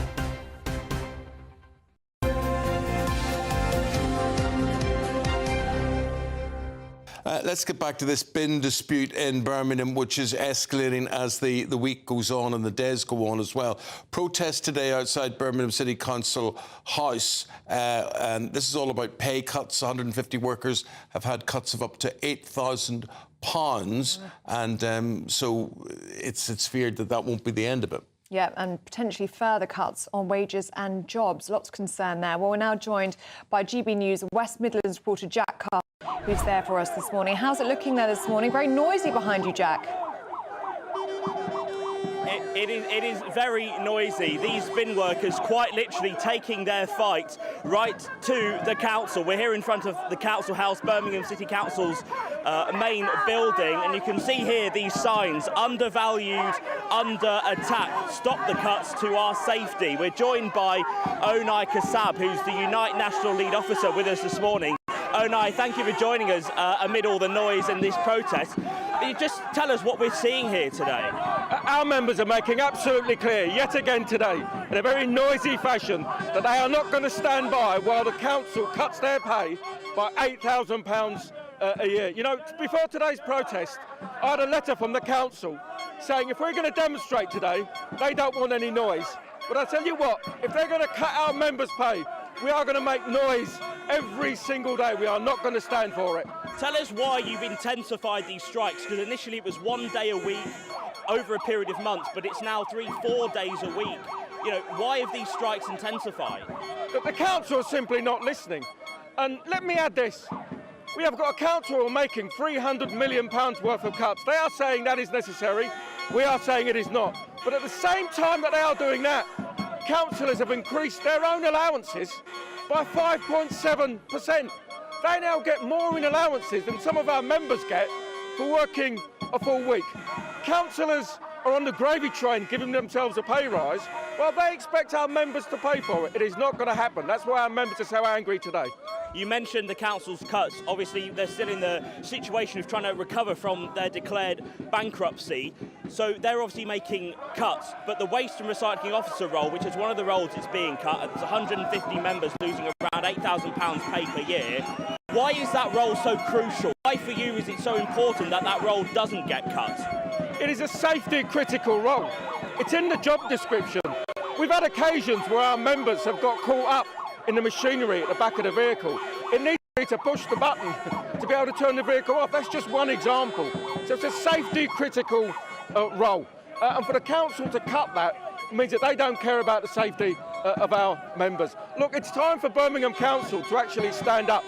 Instead of making cuts, they need to demand from the government the funding that they need to be able to provide services and jobs for the people of Birmingham. It's time to make different political choices. You know, we want a fair funding settlement for government. That means standing up and fighting. Our members are doing it. It's about time councillors did it as well. The council, they say they are supporting your members through whether it's retraining, redundancies. So do your members, are they feeling that support? The council say they're trying to support your members. They say that safety is, of course, critical.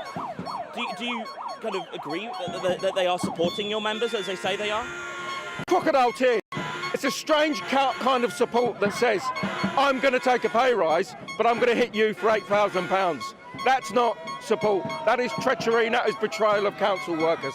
Right. Oh no, thank you so much for joining us this morning. As I was saying there, you know, you could just see how many people have come out here today to really take that fight to the council. Birmingham City Council say they're continuing to work through this dispute and the resolution procedure, and they're hoping that they can minimise any disruption through these protests. Jack, appreciate it. Thank you very much indeed. Certainly. You'll have heard those guys if you couldn't see them. You can certainly hear what's going on there. Brilliant. And we're going to keep right on top of that strike. Oh, yeah. Cutting their salary by £8,000 a year. Goodness me. That's huge, isn't it? No wonder they're angry. That's a big cut. Mm-hmm. Absolutely. Big deficit on that. Actually, the councillors are ordering this cut and the officers who are ordering the cut. How much are they taking in a cut? Yeah. Nothing. And where have they spent that money? Where's the money gone? That's the bins. I know it shouldn't be so interesting as a topic, but bins is what affects people every single potholes, day. parking. That's what councils do. That's what people care about. Yeah, it's there every day, isn't it? Yeah, and we're going to be talking about fly tipping a little bit on our show as well. Thank you. OK, have a good show, guys. Thank you very much indeed. We'll be back bright and early tomorrow to do it all again. Hope to have your company. Here's the weather.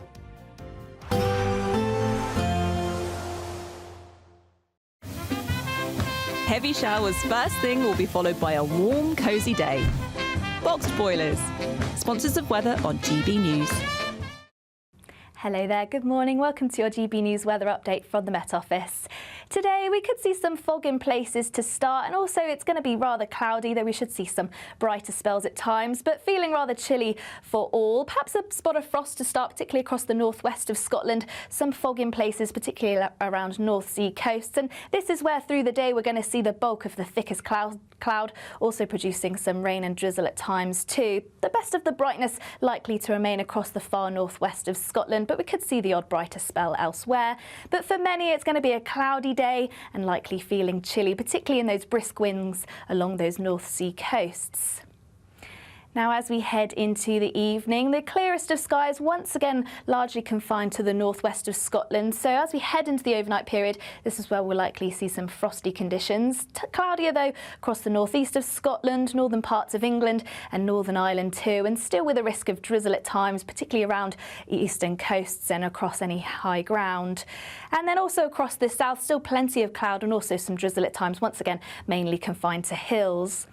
Then through the course of the night, we'll continue to see plenty of cloudy conditions. The clearest of the skies still remaining across the northwest of Scotland, where we could see some frost by the morning, but even northeastern parts of England, perhaps the odd clearer spell elsewhere across England and Wales, we could see some patchy frost to start. But for all, it is going to be a chilly night, but with plenty of cloud, most towns and cities remaining above freezing. Then as we head into Thursday itself, as I say, it could be quite a chilly start with some frost in the northwest, but for all, even under cloudier skies, it is going to be a cold day ahead, particularly once again in those brisk easterly winds moving in from the North Sea. It should be largely dry, the odd shower here and there, but cloud turning thicker across parts of Cornwall. We could start to see some rain and drizzle here by the afternoon, and temperatures just below average, so once again another chilly day ahead. Expect a warm front, moving from the kitchen right through to the rest of the house. Boxed Boilers, sponsors of weather on GB News. The latest GB News travel. Good morning, I'm Gary King. In Oxfordshire, the southbound M40 are looking busy at the moment. There's a lane closed on the exit slip road at junction 9 at Bicester following a broken down lorry. In Bedfordshire, the northbound M1, there are delays after an accident which is now on the hard shoulder between junction 11 at Dunstable South and 11A at Dunstable. Delays though going back towards junction 9 at Redbourne. Greater Manchester, anti-clockwise M60 looking very busy after an earlier breakdown between junction 14 at the East Lancashire Road and junction 13 at Worsley. Merseyside, southbound M6, there's a lane closed and delays after a breakdown just near to junction 22 at Newton Le Willows, and the A1M southbound in North Yorkshire closed after a lorry fire at junction 50 at Ripon.